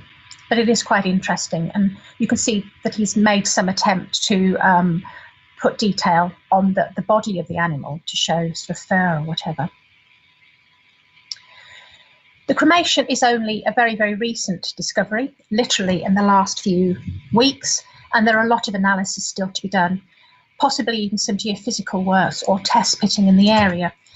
What I've done here is I've highlighted the LiDAR scan again. This big area here is dumping of modern quarry waste, so that would be pointless to try and do geophysical survey there. But the areas either side of the find running up to Watts Dyke might actually be worth surveying to see if there is anything else there. Now, at the beginning of this presentation, I quoted Freer, who said that archaeology had little to tell us about the governorship of Trebellius. And that might have been the case in the past, but thanks to the discovery of the ingot and to the work that the Portable Antiquities scheme is doing, that's no longer the case. He did leave his archaeological mark on Britannia and in what is now North Wales, as did those who followed in the footsteps of Marcus Trebellius Maximus.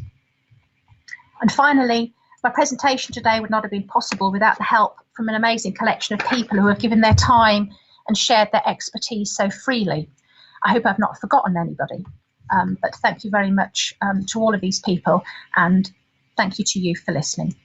Thank you very much. Thank you, Susie. That was excellent presentation, and really, really interesting to. So I'm getting feedback on my. Why I'm getting feedback. It's very interesting to see the way that archaeology can open up right at the edge of empire, in complete contrast to what Andrew spoke about, which was Rome and the empire of the Mediterranean, and yet linked by this character Trebellius, who was prancing around in Rome with a toga only a few years before as consul, and now has his name on a pig in North Wales. I was also very interested by the fact that there's potential damnatio, and I know that Dario Calamino is in the audience today, and Dario is an expert on damnatio. I'm sure he might have a view on that. So thank you again, and I think now we've got to try this out and see if it works, Tim. Tim Arnold from the Association of Roman Archaeology is our Q&A master, and all rules apply according to his. And we'll see, Tim, have you had any questions? Yes, I have. Thank you very much indeed, Sam. I will try and sort of smash two or three of them together into similar themes. I'll start with something for Andrew. I suppose I'll call it about control and security. To what extent did the emperors, and I presume we take this as sort of in the Neronian time, have direct control of the mints, and what was that mechanism of control? And then related to that possibly is that would have needed a vast number of wagons transporting the gold or silver to the mint, as you pointed out, and who was going to providing that security? Was it the army? Right. If I speak, am I audible? Yeah, I presume. Yep. Well, I'm glad that the answer to the first point is we've got no idea. We don't have any detailed descriptions of the system of control of the mint and the emperor's role in it. There's a poem at the end of the 1st century by Statius, which talks about a man called the father of Claudius Etruscus, who was the Arationibus, that's the senior freedman who's basically in charge of imperial finances, and that refers to some sort of control of the mint, although it does in a poetic way, so it's quite hard to know exactly what he means. And that obviously produces a route to the emperor. Otherwise one can only really answer sort of by roundabout routes. One is the point I was making, that this aesthetic change that takes place in the reign of Nero can't surely be a coincidence. It must show some influence of the emperor himself. And the second point really is, I mentioned the late Fergus Minner in my talk, but one of the themes of his work was, in fact, how the emperor was involved in really quite small decisions about everything around the empire. So one could use that as a sort of parallel argument, suggesting that would be possible. In terms of security, well, the best evidence, of course, we have is is from Lugdunum, the fact that we know a military cohort was stationed to guard ad monetum, to guard the mint, and presumably something similar happened in Rome, whether it was a bit of the Praetorian Guard or another urban cohort or whatever. We just don't know. But yeah, obviously, if 4 gigantic wagons full of gold trundling around the centre of Rome every day, I think we can be pretty sure some sort of security would have been provided. Yes, indeed. And was there any evidence of gold coinages being faked? Well, gold coinages are faked, but not systematically like the both the bronze coins I was talking about, and you get quite a lot of silver forgeries, which basically people would make a sort of bronze core and put a silver plating around it, and such things do exist for gold, but not in the same numbers that they do for silver. But the punishments for forgery are pretty draconian, as indeed they were until fairly recently in the modern world. You risk your life if you did that sort of thing. Indeed. Looking then at the shortage of silver, could not just the India trade, but the amount of silver being converted into tableware and statuary in the early empire have been a major factor in causing shortages for coinage? Well, certainly. If there was a shortage, there would have been a shortage. It's very difficult to sort of quantify it, though. We have. The reason we mentioned India often in this context is because we do have sort of figures for that. I can't quite remember what they are, but there's one figure in Pliny that talks about, I can't remember, 50 million or something sestertia a year going to India. And there was a papyrus uncovered in Vienna some decades ago, the Miserus papyrus, which shows that, if anything, the value of the trade going to India was even greater than that, much greater. And indeed, there are finds of Roman silver coins quite extensively, and indeed later gold, from India. But more than that, it's quite hard to say. There's no way of quantifying the amount of silver objects in circulation in the Roman Empire, for example. Okay, I'll probably come back to you with a couple of other related questions in a minute, Andrew. But I've got Susie again. For Susie. Is there any early evidence at the significant Roman site that's fairly close by at Frith? Yeah, I think there is evidence of lead extraction from there. But again, I I'm slightly out of my comfort zone with the kind of the Roman material here, so I have to apologise for that.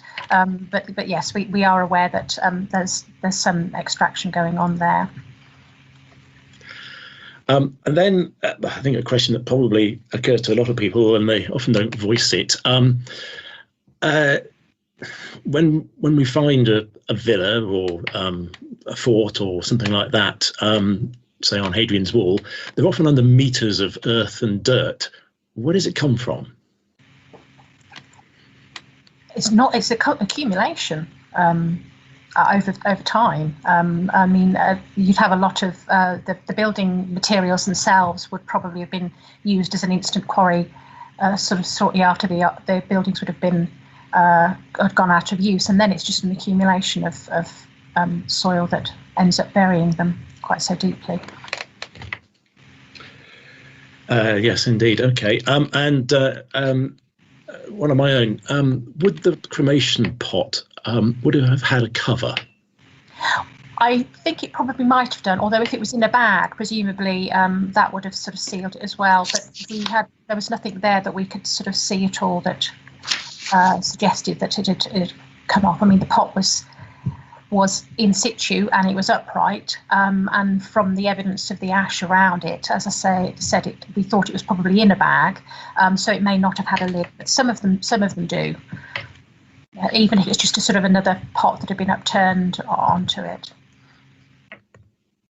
Okay, thank you.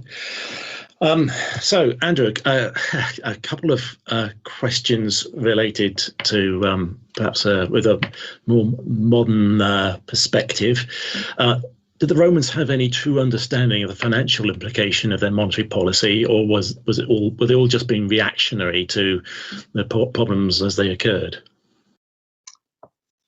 That's quite a difficult question to answer, and there are different views on that. I mean, I personally think it was more reactive, and for example, that's some of the stuff we could see with Nero was them whether it was fumbling around or experimenting. It doesn't suggest it was deeply thought out against some sort of substantial body of theory and practice. I mean, but there are those people who do. I mean, they're quite serious people who argue that the Romans did have a sense of the, for example, the importance of the scale of the money supply. I mean, there's not really a lot of evidence one way or the other. I mean, there are references in ancient authors that, for example, when the Romans captured Egypt with the defeat of Cleopatra in 30 BC, there was so much silver came to Rome that the price dropped dramatically at that point.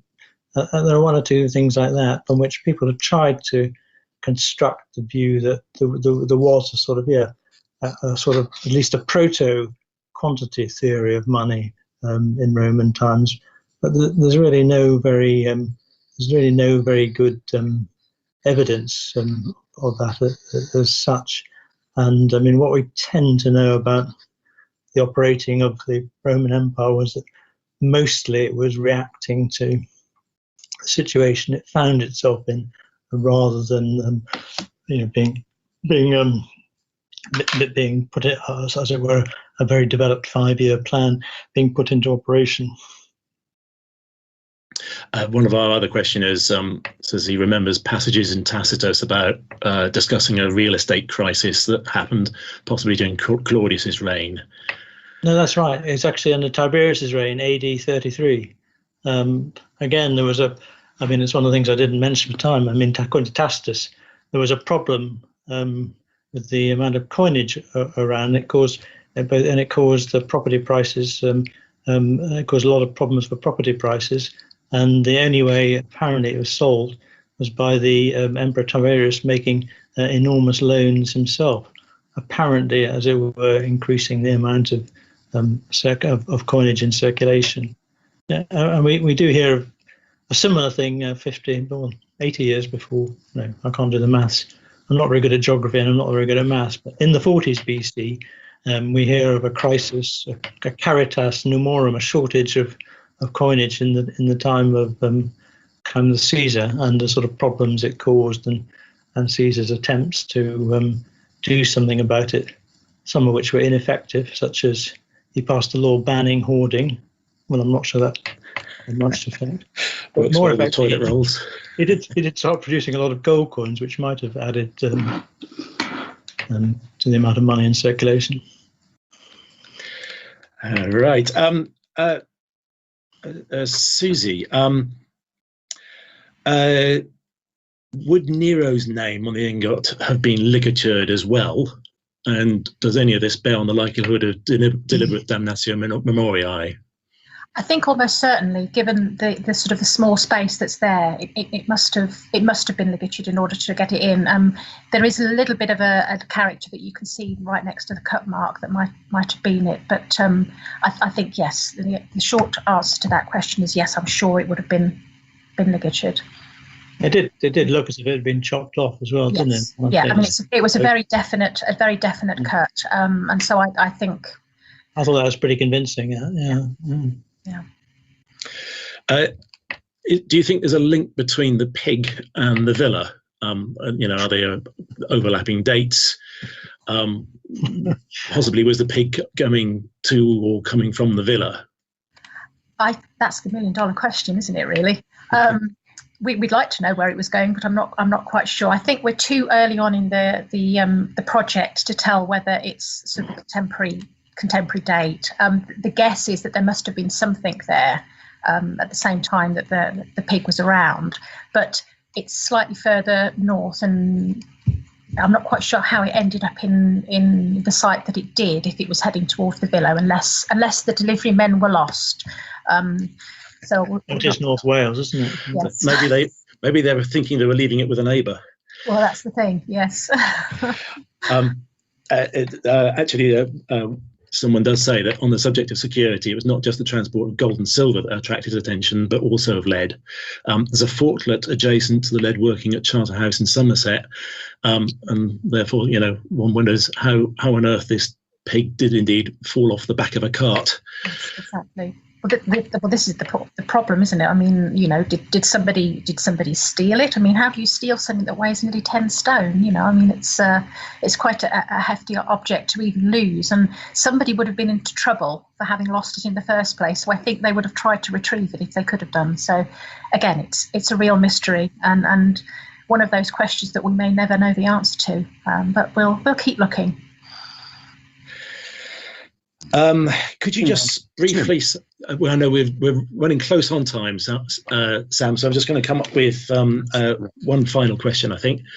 Could you just explain a little bit more, Susie, about what desilvering is? Why was it done, and how?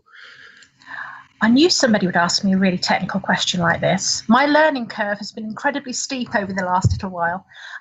Desilvering is basically when they're reheating the ore, and the silver will actually react to slightly differently to the way that the lead acts, and what you end up with is that the silver comes off, and all the lead then kind of dissolves into whatever you've got, this kind of litharge, as they call it, that's got the material in it. So you've then got the silver taken out, and then you've got this horrible mass that then has to be re-smelted to then get the lead back, if you like, which is why all the sort of contaminants and all the trace elements are concentrated, because you've taken the silver out, and therefore it sort of concentrates everything else that's left.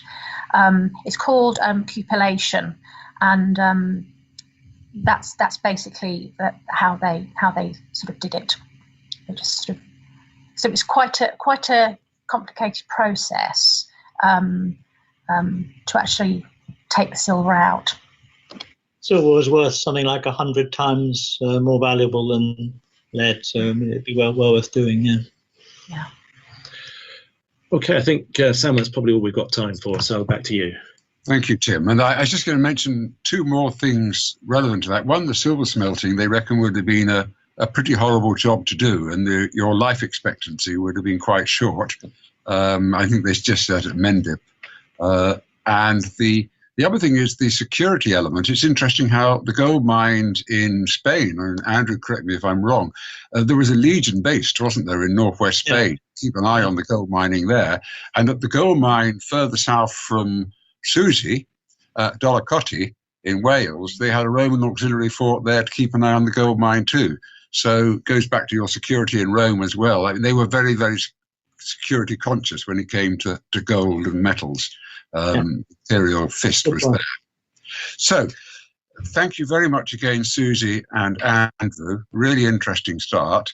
And what we're going to do now, everyone, is we're going to have a 10-minute break in which a slide will come up which will tell you about the exhibition. And in 10 minutes, we shall start again, this time with my colleague Ross Thomas, and then we'll have Kerry Fleiner as well, giving their talks before the final session of questions. So I think, thank you, Tim, for running those questions. Thank you, the speakers, and we'll see you all in 10 minutes.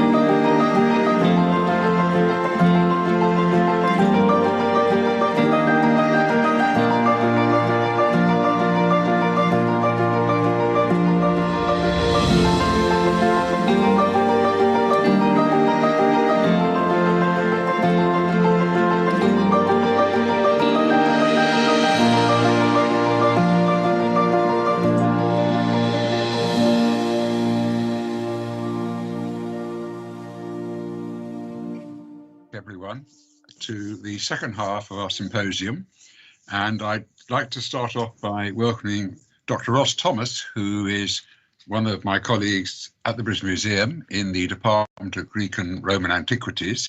He's one of the Roman curators there, whose major work has been in the Eastern Mediterranean, and notably Egypt, most recently at Naucratis, the British Museum's Naucratis project.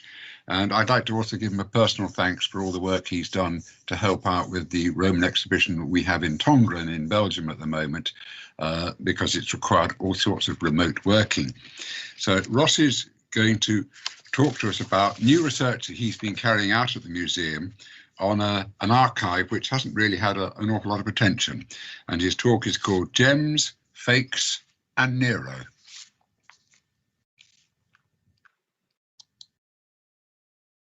Thank you, Sam. Can everyone see the slides now? Are we all ready to roll?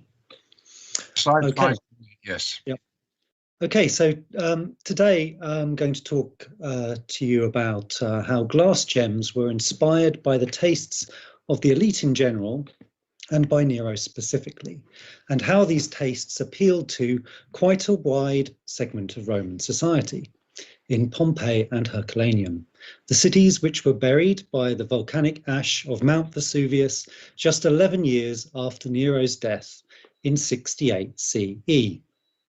I will introduce you to a couple of gem cutters working there and how their work can be recognised in the British Museum collections, mainly the Townley collection of glass gems that were of a type found in large numbers in the cities of Vesuvius. One such gem greets you in the middle of this slide. It says hi to us in Latin from across the ages. Made of glass, it imitates an expensive cut stone gem, the significance of which I will return to. Finally, this glass gem provides a useful structure for this presentation, which is like a banded gem made of intricate, colourful layers. First, I will start with some anecdotes recorded about Nero's love of gems, and the accounts of Pliny the Elder, an excellent source for this topic. Second, I will introduce the research undertaken at the British Museum. Third, this research ultimately links this collection of gems with Pompeii and Herculaneum, and even specific people working there. Fourth, I will discuss the significance of this research for gems and glass studies. And finally, I will conclude with a short character study of some of the people we have met along the way. You will be well aware of Nero's lavish consumption of precious things. His enjoyment of gems is well documented, from tales of the emerald eyeglass he used to watch gladiatorial contests to the gem-studded ceilings of the Golden House. While the British Museum does not hold Nero's personal collection of gems, we do have at the British Museum cameo and intaglio gems depicting him, as well as numerous 18th century imitations. This genuine likeness of a young Nero on the left is in the distinctive and fashionable white on black onyx used for cameos, which were known, according to Pliny the Elder, as Arabian or Indian onyx. This is because the finest onyx was supposedly imported from India and Arabia, probably travelling via Red Sea maritime trade. Researchers on the Red Sea ports of Berenike and Miles Hormuz, where I've had the great fortune to work, have revealed that the Red Sea and Indo-Roman trade was at its peak during the reigns of Claudius and Nero. Also, the freedmen of Claudius and Nero that ran the massive Egyptian imperial estates supplied the wine that was traded for pepper, frankincense, myrrh, and other luxuries such as Arabian and Indian onyx and other gemstones. Traces of Nero's influence on Roman gem tastes are obscured, as were monuments to and representations of him. For example, this bust of Vespasian, which is likely recarved from a statue depicting Nero originally. Nero was ever the example of greed and excess, but some anecdotes containing thinly veiled attacks on his character nonetheless provide us with some useful information about gems. A perfect example is that of marineware gems. Myrrha was the mineral fluorite which was treated with the rare and expensive incense myrrh. It was first introduced to Rome from the east in 61 BCE by Pompey the Great during his third triumph. Myrrha became particularly fashionable and famous for its inflated value during Nero's reign, when he acquired a marineware cup for 1 million sesterces. Pliny recalls marineware was frequently imitated in glass, suggesting there was considerable interest in emulating this conspicuously expensive material amongst people who could not otherwise afford it. Marineware cups were the largest and rarest items made from it, and smaller gems were no doubt traded and collected. Today, ancient examples are exceptionally rare, but fortunately the British Museum has 2 examples within its collection. One of them is on display in my colleague Torsten Opper's fantastic Nero exhibition. The other is, I believe, in Sam Moorhead's exhibition at present. Pliny the Elder is probably the most useful historical source we have on gems. His partially extant history of the Germanic Wars drew on his military experience in those wars. He was posted at Castra Vetera during the reigns of Claudius and Nero, where these silvered horse trappings were found. They are inscribed property or unit of Pliny, prefect of cavalry, and so some scholars argue this may have belonged to him. It is Pliny's posthumously published Natural History, written while he was stationed as a naval officer at Misenum near Naples, that is particularly useful for any discussion of gems. He dedicates his final 2 books to describing minerals, gemstones, and fakes, and the relevance of which I will return towards the end of this presentation. Now, providing some connection between the historical sources and the characters and the lived experience of Romans in Pompeii and Herculaneum through the British Museum collection is only possible with detailed documentation and research, the second section of this presentation. The discoveries I will share with you today come about as a result of documentation work on the Roman glass collection. This is a sizable collection accounting for nearly 10% of all the Greek and Roman department objects in the British Museum. And documentation and research has been the work of numerous curators, scientists, collection staff, and volunteers. And I would like you to recall the glass funerary urn on this slide for my discussion at the end. Nearly a quarter of the glass collection are glass gems, often called pastes. Almost all come from a small number of 18th and 19th century collections from Italy. Most were sourced in the Naples region. Over 80% of the glass gems in the British Museum come from the collection of the 18th century British antiquarian Charles Townley. A recent archival project conducted by the British Museum colleague, my British Museum colleague Celeste Farg, has identified his receipts that revealed his collection of glass gems was largely acquired from two sources. But doubt concerning the antiquity of Townley's glass gems is recorded as early as 1828, when Smith recalls the operations of a dubious dealer called Jenkins. I quote, "He followed the trade of supplying the foreign visitors with intaglios and cameos made by his own people. He sold them as fast as they made them." End quote. As a result, many of Townley's gems were not catalogued or published because there was the strong suspicion that they were 18th century forgeries. It is now clear, thanks to Celeste's work on Townley's own receipts of purchases, that Townley was actively buying Italian gems between 1770 and 1786. While he did acquire a few pieces from Jenkins, the bulk of his collection came from two purchases from other dealers. The first was the acquisition of 900 pastes from James Byers in 1781, and the second was the acquisition of 1,194 glass gems in 1786 from the Scottish gem engraver James Tassie. The Tassie collection, later known as the Townley Gem Collection, was then acquired by the British Museum in 1814 and today remains within its original pair of cabinets displayed in Gallery 1, the King's Library at the British Museum. However, because Tassie manufactured glass gems in the classical tradition, there have continued to be doubts about their authenticity.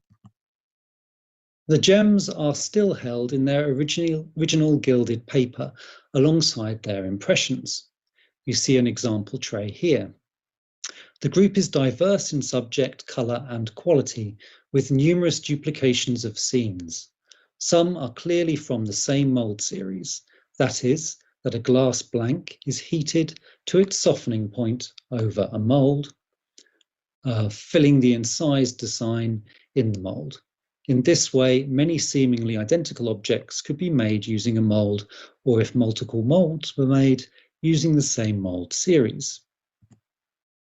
Now, some of these pieces were described in the 1791 catalogue of Tassie's collection of impressions, written by Eric Rasp. With the assistance of Dr. Ruth Allen, now curator at Emory University Carlos Museum, we started documenting Townley's glass gems. Ruth's PhD on glass gems, excuse me, from the Vesuvian region made her particularly well placed to suggest that these were not 18th century fakes. Following the established typological framework developed by Hennig, Speer and Marskant-Kleebrink, she suggested the vast majority were genuine ancient gems of the 3rd century BC through to the 1st century CE in date. Some were remarkably similar to examples found in Pompeii and Herculaneum. We also noticed that many pieces were fragmentary, were unfinished, or imperfect in some way. The imperfection suggested that the gems had been mould-made and that they had not been yet finished by hand. You can see this example above where the white glass has separated from its blue backing, and that the white glass flooded beyond the moulded design.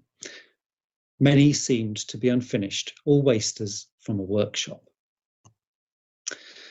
In order to check their authenticity, we selected 52 glass gems for XRF analysis by Dr. Andrew Meek, scientist for vitreous materials at the British Museum.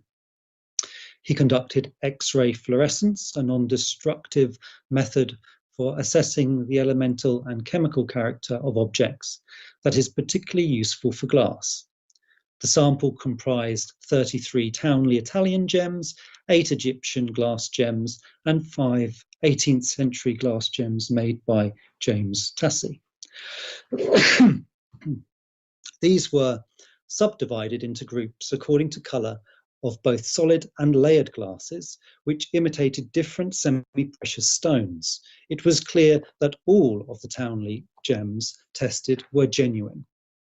This glass was typically the soda lime silica natron glass used during the early Imperial Roman period. Different colorants were added to make glass resemble semi-precious stones. Cobalt made a blue glass intended to resemble aquamarine or sapphire. Manganese made a purple glass that resembled amethyst, copper, or green glass that resembled emerald, beryls, or plasma. Iron made a red, red-brown, or yellow glass that resembled sard, carnelian, topaz, and citrine. And black glass had a very high iron and titanium level that resembles volcanic glass obsidian. Now, the most striking feature of the Townley collection is the abundance of banded or cameo glass gems. These were made by layering glass in sheets or rods that were then cut as blanks. The blanks, of which we have some in our collection and others are known from Pompeii, were heated and stamped or moulded.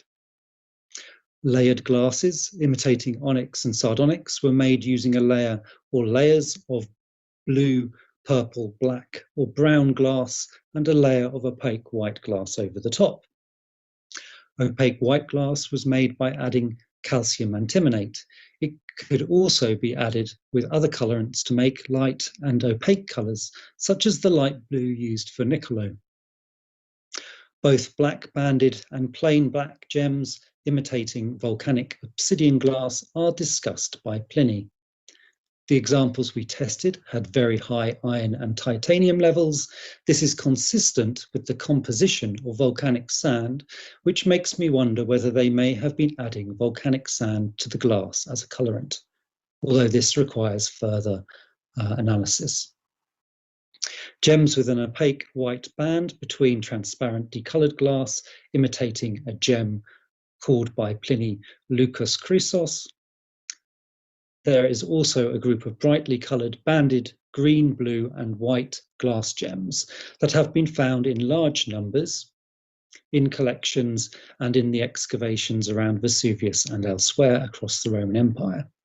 The gem that this was intended to imitate was unidentified until recently, and I will return to the identification of this type and its significance shortly. The glass gems made by James Tassie were distinctly different, thus excluding the possibility that he had faked the gems he sold Townley. They are made from lead potash glass produced at that time and the lead and arsenic-based colorants used at the time. We also found that some of the gems from Egypt were fakes, including a batch acquired in Alexandria.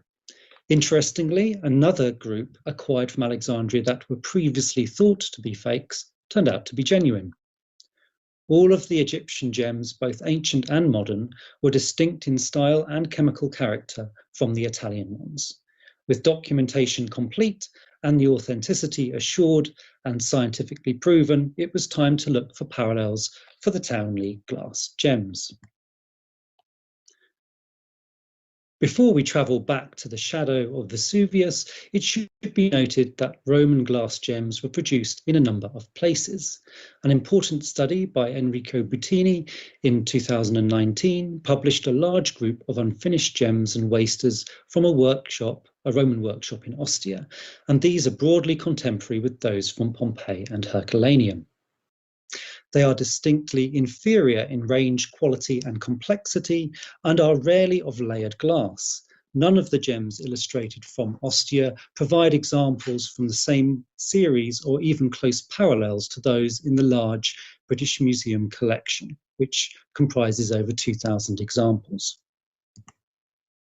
But elsewhere in Buttini's work, a close link between the gem types from the Townley collection on the right and those from Herculaneum and Pompeii on the left can be proven in this third section of the presentation. This provides us with a strong connection between the British Museum collection and specific people from Pompeii and Herculaneum who were driven by Julio-Claudian fashions recorded by Pliny. Gem fashions may have been highly sensitive to temporal and regional factors. This certainly seems to be the case if we compare those from Herculaneum to those from the Ostia workshop. They are quite different despite the relative proximity of the two locations. This cameo of a bearded head from Herculaneum on the left appears in the same mould series as those from the Townley collection in different colours imitating different stones.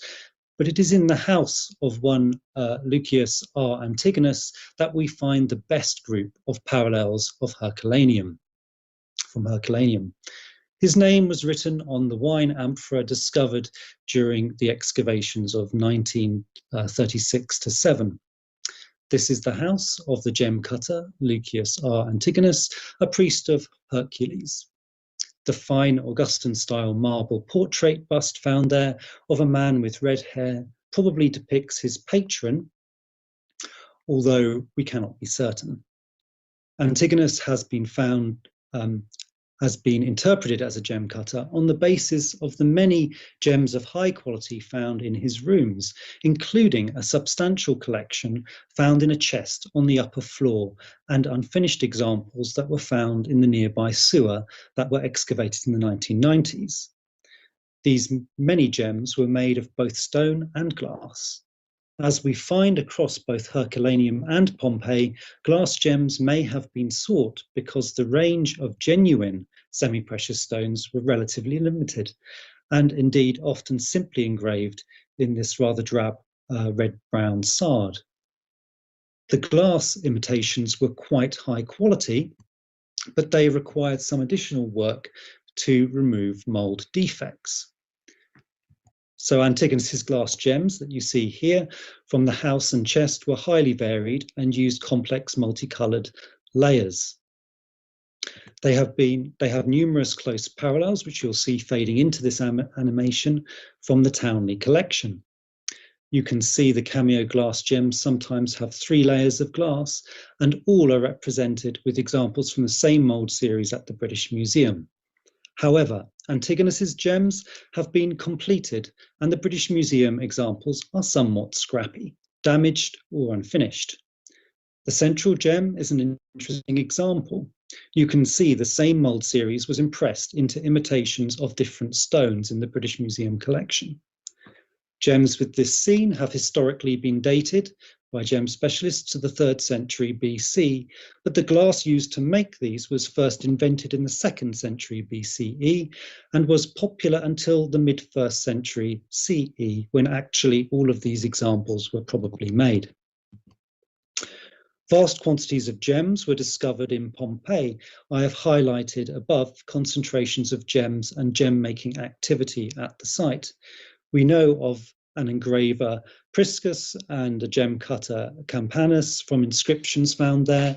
Numerous sites have been described as gem cutters' workshops or houses, such as the Casa del Gemario, or a possible gem cutters' workshop where almost 400 glass paste gem blanks and tools were found. Examples of cameo and layered glass blanks came to the British Museum via the glass collector Felix Slade, while 18th century collectors only found those gems with moulded or engraved scenes interesting. These unworked blanks enable us to reconstruct the manufacturing process, which required a number of highly technical steps, from bulk processing the glass to making coloured glass, then layered glass blanks to moulding them, and then finishing the pieces by hand before setting it. There are over 100 examples in the British Museum that are from the same mould series as examples found in Pompeii or Herculaneum. This is about 5% of the British Museum glass gem collection. However, it is my view that most of the gems was from this region originally. The wide range of style, subject and colours are the same. One difference is that the British Museum examples, particularly those that came from Tassie, are often damaged wasters or unfinished. it is likely that these came from a common source, perhaps a factory supplying gem cutters in both cities. The subjects are also common to gems from Pompeii. There are many representations of Julio-Claudian emperors. Numerous examples depict Hellenistic and Egyptian religious iconography. For example, Egyptian-style depictions of Isis, Horus, Bes, scarabs, and frogs, such as those depicted here. Frogs were a symbol of the Nile inundation festivities and are relatively common at Pompeii and concentrated in certain areas of that settlement. This would be unsurprising in a city that had an Isis temple. Egyptian iconography seems to have been less common in Herculaneum, and one may expect such iconography to have been less common in places without an established cult. The best group of parallels for the British Museum collection were found within the Pompeian house of one Pinarius Cerealis, quote, known for the recovery of 114 gems, glass pastes, cameos, and glassy tablets, unquote. The partly worked and raw gems were found together with the gem cutter's tools in a box in the so-called southeastern room. The lavishly decorated, yet modest sized house of Pinarius Cerealis is identified from graffiti on the outside walls that record his support of specific officials during elections taking place in 75 CE. The inhabitant is generally accepted to be a gemarius, a gem cutter, and was certainly working on gems, glass gems, and glass blanks, although his precise role as a gem cutter, jeweller, or goldsmith is debated. However, was Pinarius Cerealis himself the gem cutter? The gens Pinaria was an ancient patrician family name known since the founding of the Republic, and I think it is more likely that a freedman excuse me, of Cerealis lived and worked in this modest-sized building. It was the group of glass gems from this location, researched and published by Enrico Buttini, that first caught my eye as clear examples of the same mould series as the Townley gems. In fact, we have numerous examples from these mould series. Most imitate Indian onyx, white on blue or purple, as you see with these examples of a hound or wolf, cherub victory, and nemesis, as shown here. Again, with the originals from Pompeii and the examples from the British Museum. Again, the British Museum examples are either unfinished or damaged in some way, with the mould over or under spilling the detail of the victory's arm. Whoever manufactured these glass gems used the same mould series with different coloured glass to produce imitations in different semi-precious stones, as described by Pliny. For example, this jasper onyx, a particularly ugly green on white gem. I can perfectly understand why people might have thought these were fakes. With the hound, you can see that they used the mould to produce a red-brown imitation sard. You can see they had previously produced an Indian onyx cameo gem using the same mould because there are specks of the opaque white glass embedded in the surface of the transparent red-brown glass. This must have been stuck in the mould in the previous casting. While cameo gems were particularly common amongst Pinarius Cerealis' collection, he also had in his possession glass imitations of blue, niccolo, and purple amethyst gems. We also have another of these popular banded green, white, and blue gems, here an intaglio depicting a Maenad.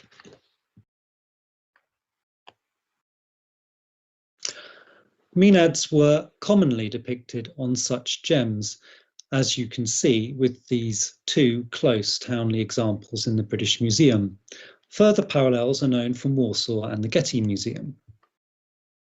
The identification of these previously layered green, blue, and white banded gems has now been convincingly made by Enrico Buttini as imitations of Mura gems in his 2019 comprehensive study of Mura gems and marine ware.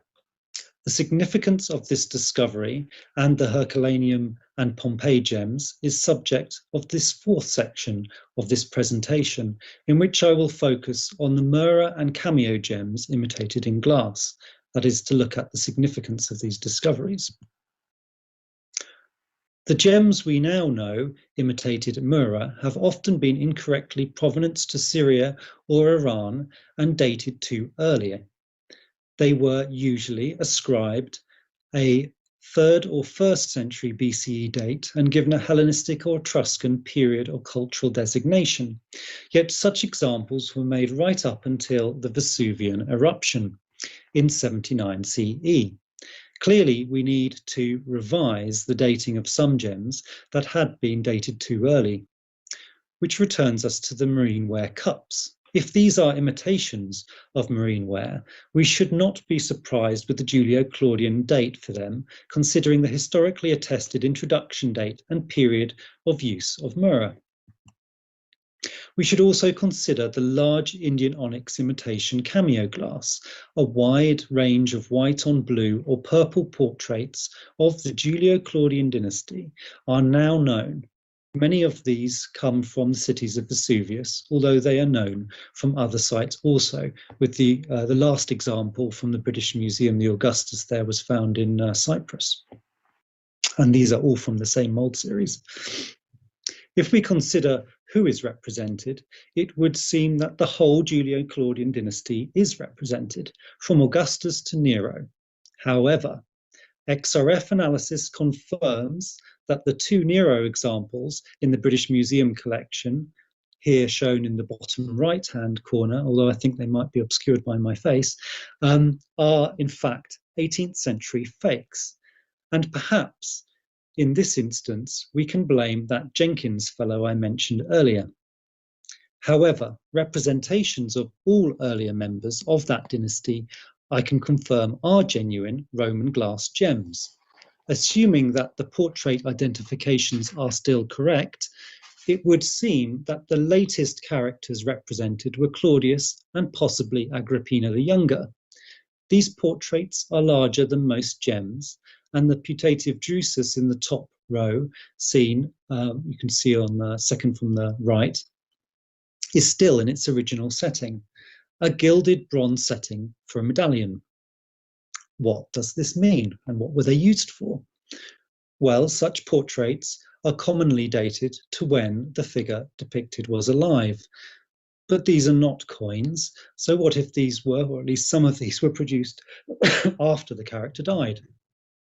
Maybe they were something to do with the imperial cult, the importance of the imperial cult, or emperor's cult if you prefer, in the Pompeian society during the late Julio-Claudian period can be clearly seen in the Forum of Pompeii, with the prominent imperial cult building and Eumachia's dedication to Concordia Augusta.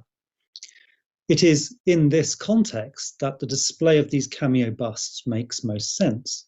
Perhaps some busts were produced after the death of those emperors who were deified, but this may explain the conspicuous absence of Nero in the series. Depictions of Nero were unlikely to have been in demand after his death, and their production may have never even started. The cameo glass gems also provide a useful insight into cameo glass vessels, yet they are rarely considered in the discussion of how, where, and when these magnificent pieces of art were produced. It is commonly accepted that these were not mold-made, were made between either 15 BCE or 5 CE until 25 CE, which is quite specific in my mind, and were made in Rome. Yet the cameo glass gems were definitely mold-made, were made until the end of the Julio-Claudian period, and were certainly still being worked on by gem cutters in Pompeii and Herculaneum when Vesuvius erupted. And I will show you again this animation of these examples from the same mould series in the British Museum collection. And I can confirm that there are further examples from the same mould series in Warsaw. The glass factory making them may have been in or near Pompeii. Now, of course, the figures depicted only provide us a terminus postquem date, so cameo glass may have been made any time after the reign of Augustus onwards. But the context of known cameo glass vessels is constrained to contexts formed between 79 and 120 CE, to my knowledge. And most of these are from the cities of Vesuvius. These contexts suggest that production ceased suspiciously close to the date of the Vesuvian eruption. And we should also add here that Pliny again supplied some tantalizing evidence when he described some phenomenally expensive glassware that looked like stone. It was called petritos, and it was supposedly invented during the reign of Nero. Greater certainty of where and when the glass gems, glass vessels were made, may be gleaned through further scientific chemical analysis of this glass. So finally, what does this mean for our gem cutters? Well, I believe Cerealis and Antigonus were in the process of cleaning up, finishing and setting their glass gems when Vesuvius erupted. And what happened to them? Well, then the trail runs dry and is then buried by ash. There is one more lead on an inscription that mentions Pinarius Cerealis, which I discovered to my great surprise was also in the British Museum collection. It is almost certainly our Pinarius Cerealis, as this distinctive patrician family name is not mentioned in any other documentation. The inscription was acquired along with many other artifacts of cultural significance, including a large Roman gem collection, from the Count Blackus de Ulpus. He was the French ambassador to the kingdoms of the two Sicilies and was actively acquiring objects in Naples and Rome from 1814 onwards. He acquired an inscription from a Roman family tomb supposedly found in Monteverde Vecchio, just outside the city limits of ancient Rome. It reads, "To the spirits of the dead, Pinario Ionica made this for Aulus Pinarius obsequens, for Pinarius Cerealis, and for herself and her family, her freedmen, and their descendants, and for the freedmen of Pinarius Cerealis. It is dedicated by his sister, and there is no mention of Cerealis's descendants. This suggests his line had suddenly been snuffed out, and I suspect we have another Vesuvian tragedy recorded here." As for Pliny, following his final two books on gems and a discussion on the comparative value of things and mania caused by greed, he signs off with one last message that I summarize here. I quote, "Hail nature, parent of all things, show me favour, for I am the only Roman who has praised you in every area." Hardly shown favour, some may even call his statement hubris. He was, of course, the victim of one of nature's most spectacular calamities, the eruption of Mount Vesuvius, described in such detail by his nephew. But this calamity and Petrie's book have preserved a rich palimpsest of information on Roman gems, specifically from the region, where semi-precious stones such as volcanic glass were imitated in glass, using volcanic glass in a place built on and buried by volcanic glass and ash. But I want to leave you with one last story from Pliny's Natural History concerning the end of Nero's reign. Pliny tells the reader that Nero hoarded marine ware vessels and exhibited them on the stage of a theatre.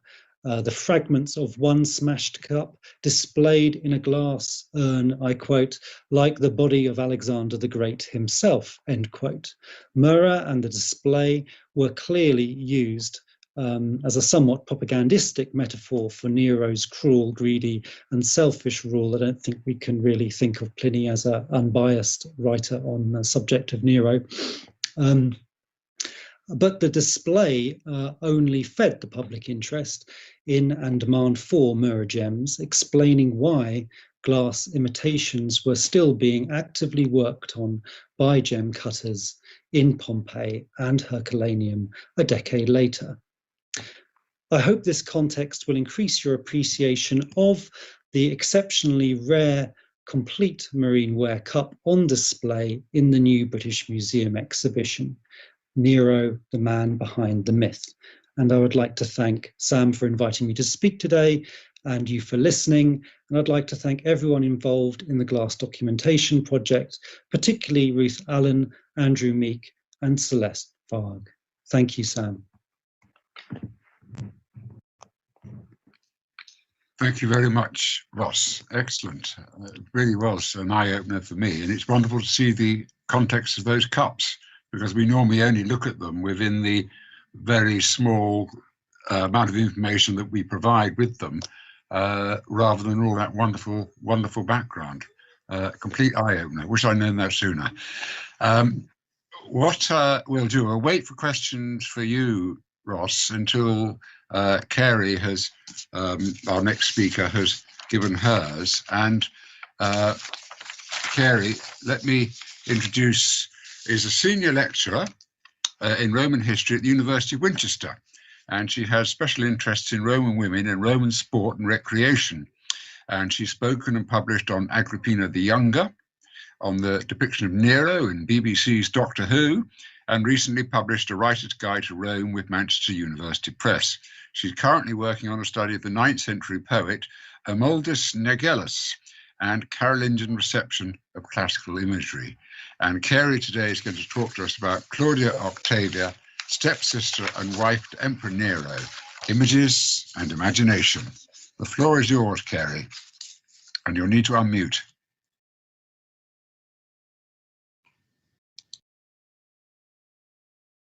Sorry about that. Okay.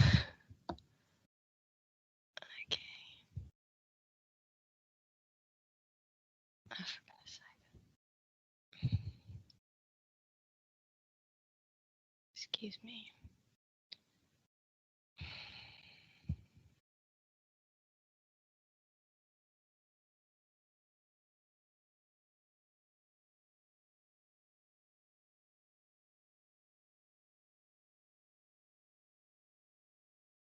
In your PowerPoint. I'm attempting to do so, yes, thank you. Sorry. All right.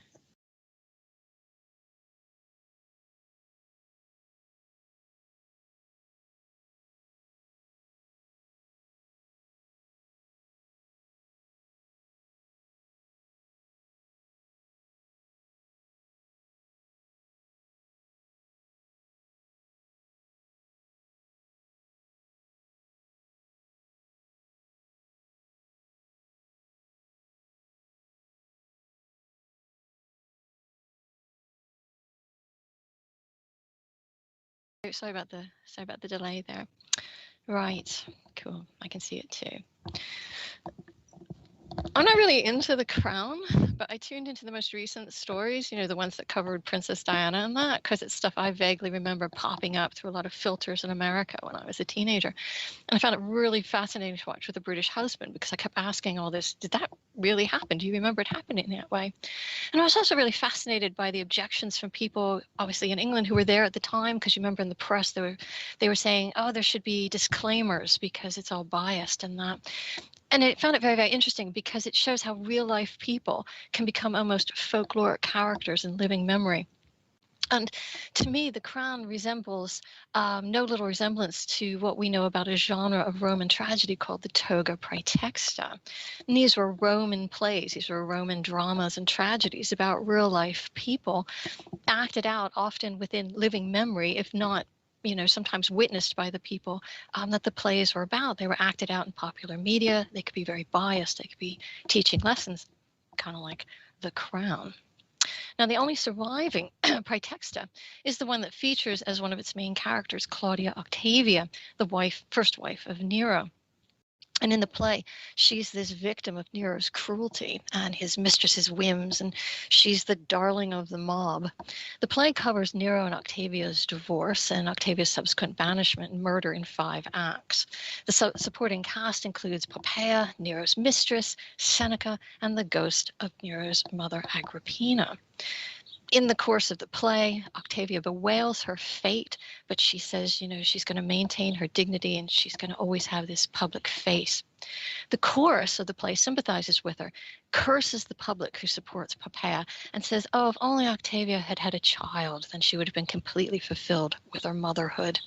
Now, I could easily fill my entire slot here talking about the plot of the play and its themes and its reception from near contemporary historians, because it seems as if Suetonius and Tacitus may have actually dipped into this play for some of the anecdotes to support their own discussion of Nero and his decadence. But no worries, like Agrippina's ghost, it will reappear throughout this talk as we consider various characters who had an impact on the real life Octavia's life and her portrayal and legacy as this dignified young woman, tormented victim of Nero's decadence and Pompeii's lust, and consider what we can reconstruct of her life and her role against the histrionics of these particular sources.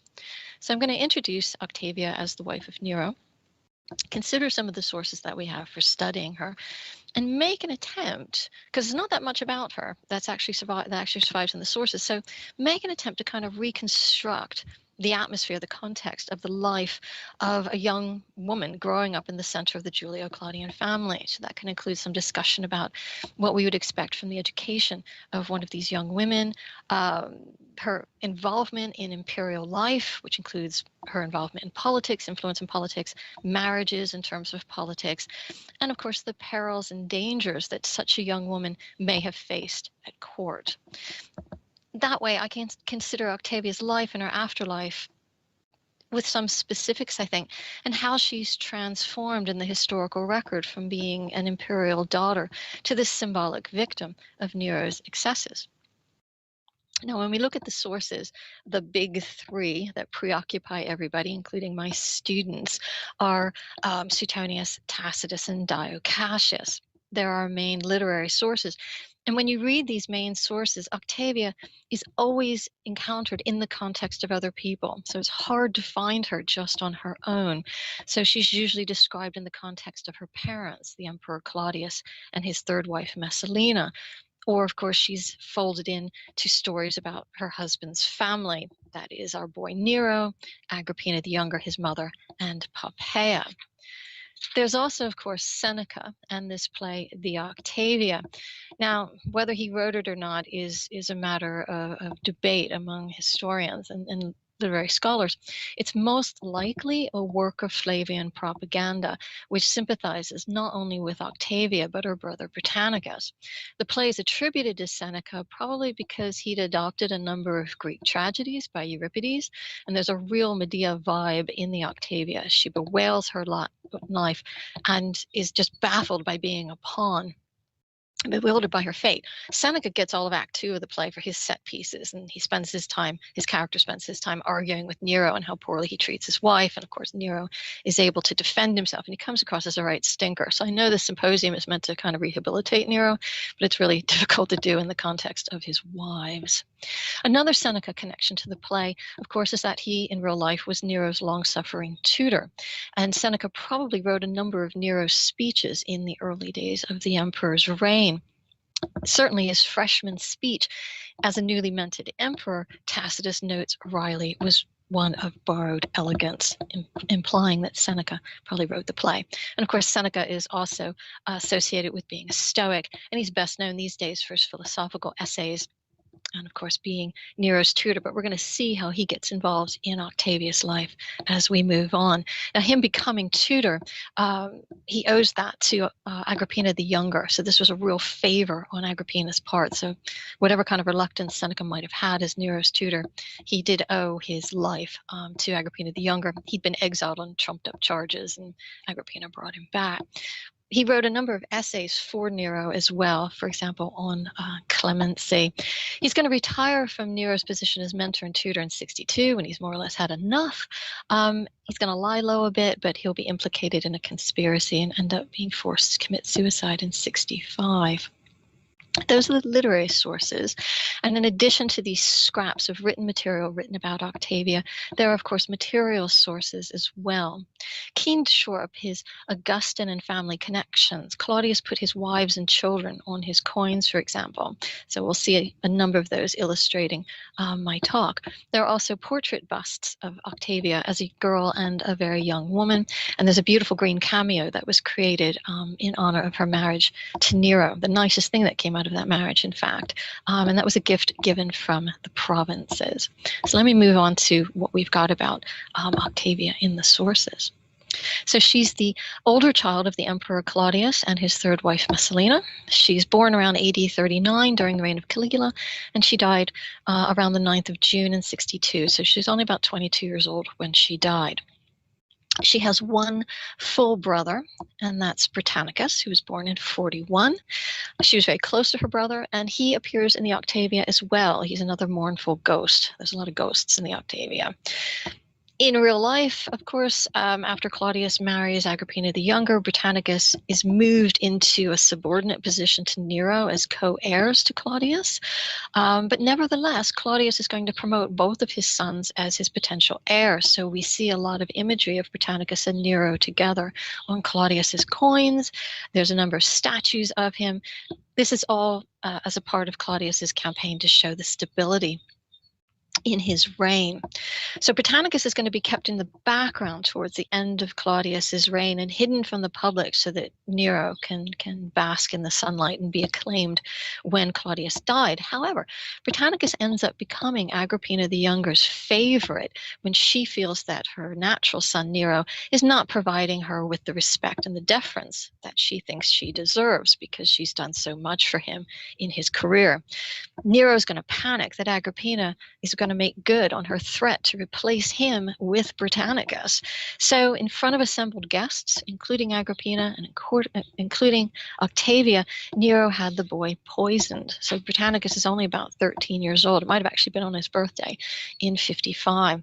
Britannicus, who had suffered from epilepsy and was prone to seizures, fell on the floor in this dinner party in front of all of the guests, dying in agony, while Nero just kept eating, saying, "Oh yeah, he does that." Agrippina and Octavia couldn't show any emotion. So the sources tell us that they just sat there like, "Oh yeah, this is happening now while this is happening." So you can see the sorts of stress that Octavia was under. And I'll come back to Britannicus as well. Just wanted to introduce him here. Now, Octavia also had an older half-sister, Claudia Antonia. This is Claudius's child with his second wife, Aelia Paetina.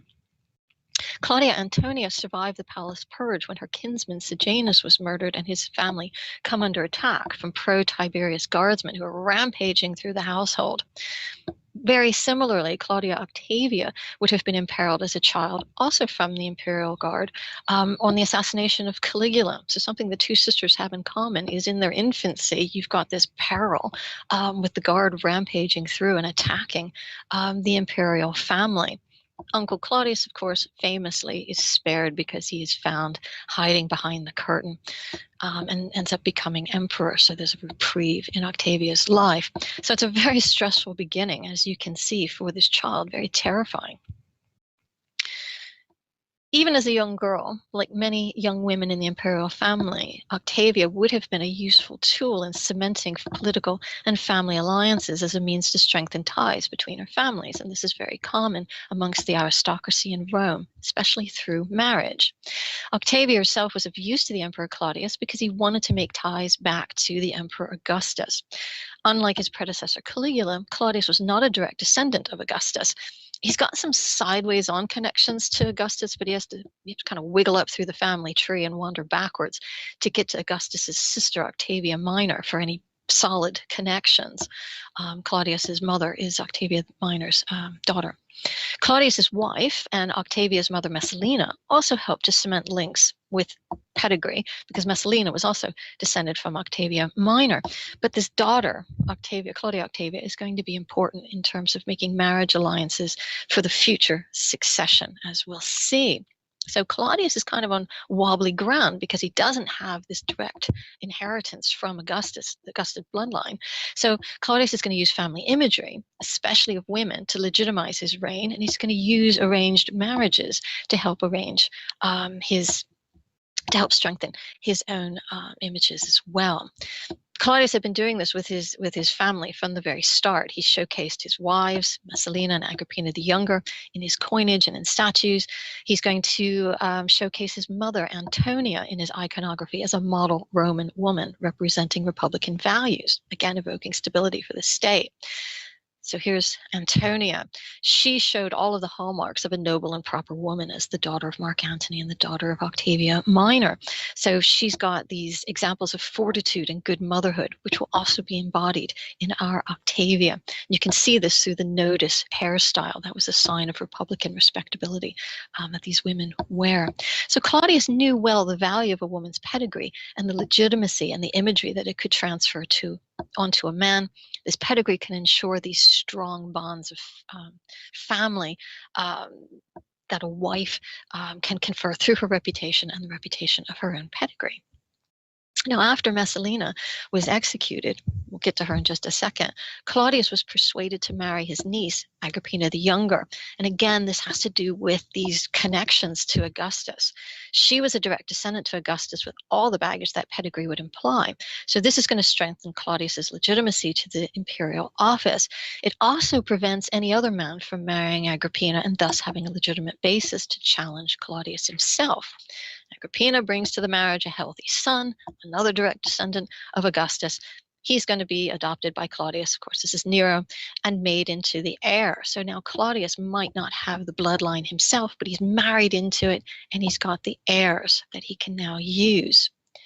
His own daughters are very useful to him to help inject some good pedigree into his family. Claudia Antonia was originally married to a descendant of Pompey the Great and Scribonia, who was Augustus' second wife. Her second husband was a half-brother of Messalina, so that's another tentative tie back to Augustus.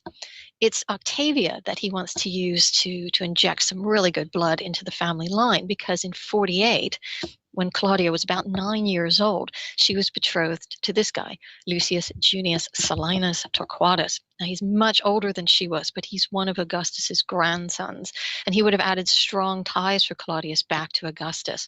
The Junii are already a powerful family. You know, Brutus is one of the Junii in their own right.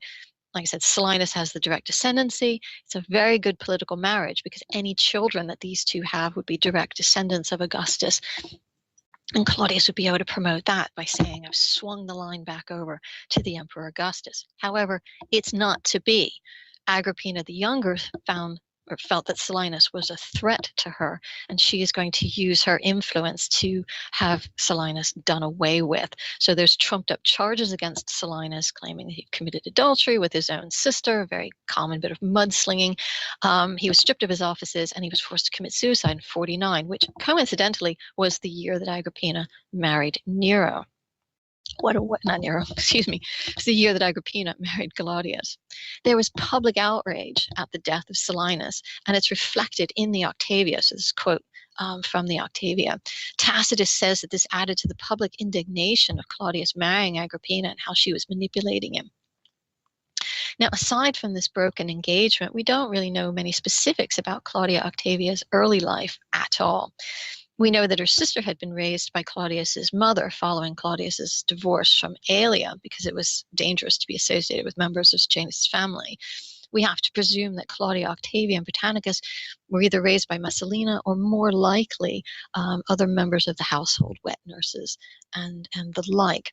In trying to reconstruct childhood experiences, we can put together bits and pieces of the experiences of other women in the Julio-Claudian court to get kind of a flavor of what Octavia might have been exposed to and some of her experiences, both positive and negative.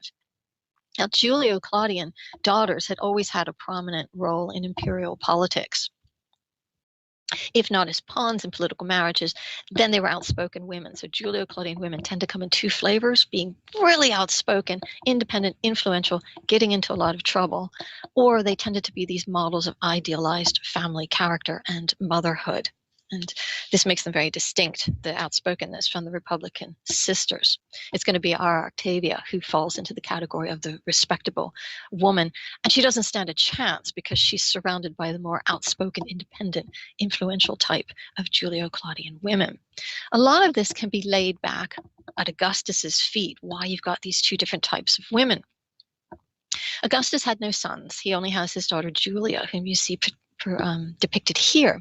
She was taken away from her mother Scribonia almost immediately. Augustus divorced Scribonia within days of Julia's birth to raise Julia himself. So she's raised under this very strict supervision on the one hand, but on the other hand, she was given a lot of freedom and independence. Augustus supervised her education, and of course the sources talk about her erudition. They talk about her being a prolific letter writer, and that she was witty, she was elegant, she had her fine ways of living. She was also very important for Augustus politically because, as you probably already know, she was married by him multiple times to the various men that he chose to be his heirs. And of course, that was another way of shoring up the stability of the empire. Julia herself, too, was very outspoken, and it's her behavior, this independence, that eventually gets her into trouble. A lot of her activities would have been admired in a man, but they were unacceptable in a woman, especially the daughter of Augustus, who once famously said he had two wayward daughters, Roma and Julia, and he could only control one at a time. So rather famously, of course, Julia has many, many adulteries that lead to her exile and her banishment from Augustus's life. Now, Claudia Octavia, is more akin to the model of the demure Julio-Claudian woman, such as Octavia Minor or Antonia. She grew up to be very modest. She shows great dignity, both in private, when she's putting up with all kinds of humiliations, as well as her public face. As I've already mentioned, her earliest childhood was absolutely fraught with peril, with what happens to the palace purge after the reign of Caligula. As I said, we don't really know who was caring for her during this time period and who helped her to be shaped into the model of this fine young woman that she's going to come to be. Messalina doesn't come across as sort of the ideal mother to be raising her. We don't really have an Octavia Minor or an Antonia as a role model. So we don't really know. Messalina's children may have spent more time with the help and only been with their mother at formal events. Messalina was certainly more preoccupied with other matters than childcare.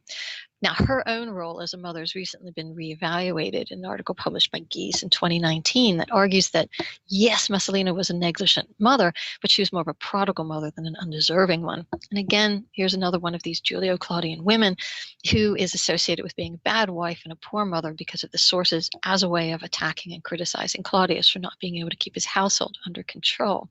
Messalina is involved in numerous affairs. She ends up attacking senators and prominent figures, using her influence because she is Claudius's wife. And of course, she reaches the heights of her crimes when she cheats on Claudius with a senator called Gaius Silius. They stage a mock marriage with the intention they're going to replace Claudius and rule Rome together.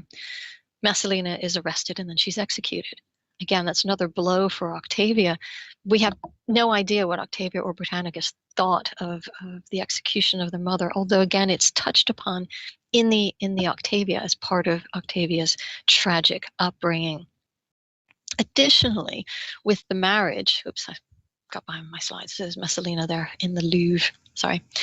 Additionally, in the sources, we don't really get much of the children's own response to this new stepmother that they acquire in Agrippina the Younger. The sources certainly play it up. She's not a benevolent stepmother, according to the sources. She takes the role of the wicked stepmother indeed. As mentioned, of course, Agrippina is the one who destroys Silenus because she wanted, on the one hand, to eliminate any challenge to Claudius's rule, but on the other, she's got plans for Octavia herself. So here's poor Octavia being bounced around as a political pawn. It's a turbulent household then in these first 10 years or so of Octavia's life, losing her mother at a young age, being affianced to this older man, which who knows what she might have thought of that, and then finding out that he's been taken away. And now this new formidable woman with a teenage boy has moved into the household and basically flexing her muscle around. And the quote that you see here on this slide, again, is from the Octavia, with Octavia herself being at the mercy of this assertive new stepmother. Now, Nero, her new stepbrother, Octavia's new stepbrother, like Augustus, also had a house full of women, and looking at his reign and women is something that I do in one of my modules at the university. The literary sources frequently associate Nero with all of the women and all of the relationships he has with his women and how he's bouncing off all of these women in his life. And we can't discuss Octavia without touching on some of these attendant cast of characters, such as Agrippina, such as Acte, and such as Pompeii. So they loom very largely in her relationship with Nero, and consequently what we know of Octavia. So Nero's just a teenager when he becomes emperor, and he has very little public experience other than some promotion as Claudius's heir and a representative of Julian continuity in the imperial family. At his inaugural speech, Nero insists that he's not going to have a petticoat government. So he's not going to be dominated the way Tiberius was by Livia, or the way Claudius was by Agrippina the Younger. He's going to be completely independent of women. And of course, you can sit back and laugh at that response, because that went out the window pretty quickly. During his first official meeting with ambassadors, Nero faltered. He's only 16. He doesn't know what he's doing. He hesitates, and Agrippina apparently just swiftly strode forward to deal with the situation. And if not for Seneca and Nero's other tutors, a Regency government would have formed on the spot. Now, Agrippina the Younger, of course, is an absolute force of nature who, again, would subsume my talk if I let her. And it's a fitting image, given her reputation, that she also finds in the sources. And there's been a lot of reevaluation of Agrippina herself. But Nero did owe a heck of a lot to his mother, and it's something she never let him forget. And you're nodding thinking, well, yeah, she plotted and she planned and she murdered everybody who stood in her way and in her son's way to become emperor. What Agrippina means in the sources when she says to Nero, you owe me and you're not showing me the respect I deserve, she means the fact that the blood of Augustus has been transferred from her to him. So it's something he can never fully repay her for. So Nero owes his mother for this bloodline and all of the manipulation she's doing behind the scenes to tighten all of these bonds and all of these connections to Augustus and to secure the throne for Nero. So she felt that he never showed her enough respect for this. And when she appears in the Octavia, the tragedy, it's as a vengeful ghost. So she's as a ghost, she's furious with her son. She's furious with the public who supports him, but she's also sympathetic to Octavia. So again, sources saying that, oh, she's the wicked stepmother and she does all these terrible things to Octavia. In this play, this contemporary play, she's actually shown as being very sympathetic and yelling at the crowd for not being as even more outspoken against him. Now, Agrippina made it very clear when she married Claudius that she was going to wear the trousers in the family, if they wore trousers in the family back then. They get married because of special legislation that were passed on for uncles and nieces to marry. It's not so much uncle creepy going on here, but like I said, it's to make sure that Agrippina and her powerful pedigree don't go to benefit a rival claimant to the throne. She also makes sure that Nero is going to be adopted. This happens in AD 50. This puts Nero into the Claudian family to tie his Julian blood even more closely to Claudius's and to give him opportunities to be seen in public with his stepfather. So he does all of the openings of supermarkets, and he's featured at games and public spectacles and all that sort of thing. This marriage that's engineered between Nero and Octavia is also part of Agrippina's plan or something that she arranged. And this is that cameo that I mentioned. Now, according to the Octavia, again, this is something that has Agrippina written all over it. So she's just manipulating this girl who has absolutely nothing to say about this. However, Claudius and Agrippina run into a roadblock when Claudius announces that he wants to marry his adopted son and great-nephew to his daughter Octavia, because the Senate had agreed to that whole uncle-niece thing, but they drew the line at brother-sister marriage. It's less to do with incest, because, I mean, these two are cousins. They're only brother and sister because of adoption and through the marriage. The reason that sibling marriage is going to be looked down on is because it's a bit Egyptian, the whole Cleopatra thing. It's a reminder of Actium. So to get around it, poor old Octavia is adopted out of her own family so she could be married back into it to Nero. Okay, so again, now she's lost her family identity. You can see why this is so much fodder for a tragedy to follow. Now, Nero will become emperor. He's married off to Claudius's daughter. Claudius, of course, dies very shortly after the adoption has happened. After the marriage has happened. Shortly after, Agrippina has his public announcement saying if anything were to happen to Claudius, Nero would be competent to step in. It's all very suspect. according to our sources. Now, after Claudius dies, Agrippina has Nero acclaimed emperor by the Praetorians. She managed all of the announcements, all of the timing of the announcements, and she also made sure that Claudius's other children, including Octavia, are kept locked away. She doesn't want them in public. She doesn't want anybody seeing them until that imperium is firmly in hand, in Nero's hand. Nero, in turn, is not even thinking of his wife. He's not going to be co-ruling with Octavia. So it's not a Livia Augustus thing. It's not going to be an Agrippina and Claudius thing. It's going to be a Nero and his mom show. The first watchword that Nero gives to the Praetorians is, in fact, the phrase optima mater, which means the best of mothers. And the first 5 years of his reign are a golden age because Agrippina is effectively a regent here while he runs off and has fun with games and music and whatever it was he was doing. Remember, he's only 16 years old. He has very little under his belt when it comes to political experience. And so he's very spoiled and he's very indulged. So Agrippina is dominating his early politics. Octavia remains a passive partner, having to put up with all of his shenanigans.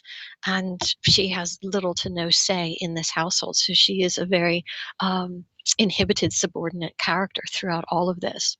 It also doesn't help that Nero absolutely despises Octavia. Theirs is definitely not a love match.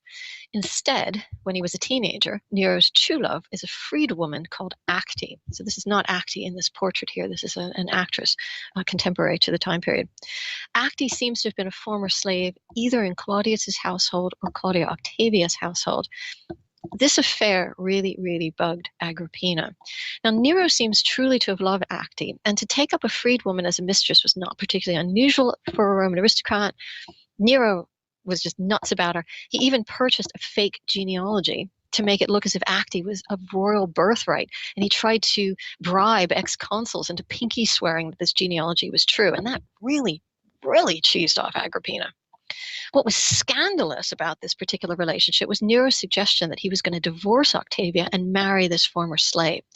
Now, any threats to his marriage to Octavia like this was most likely blowing smoke up Agrippina's dominance over him. Agrippina, of course, had engineered that politically important marriage, and this erroneous behavior on Nero's part would, of course, undo any significance of Nero being Claudius's stepson and son-in-law, would undermine and, if not make a mockery out of Agrippina's role as his political patron. It would even undermine his own position as emperor. Nero's poor treatment throughout this particular affair also reflects on Octavia and her humiliation. So it's by humiliating Octavia with this affair, it's showing even more disrespect for Claudius.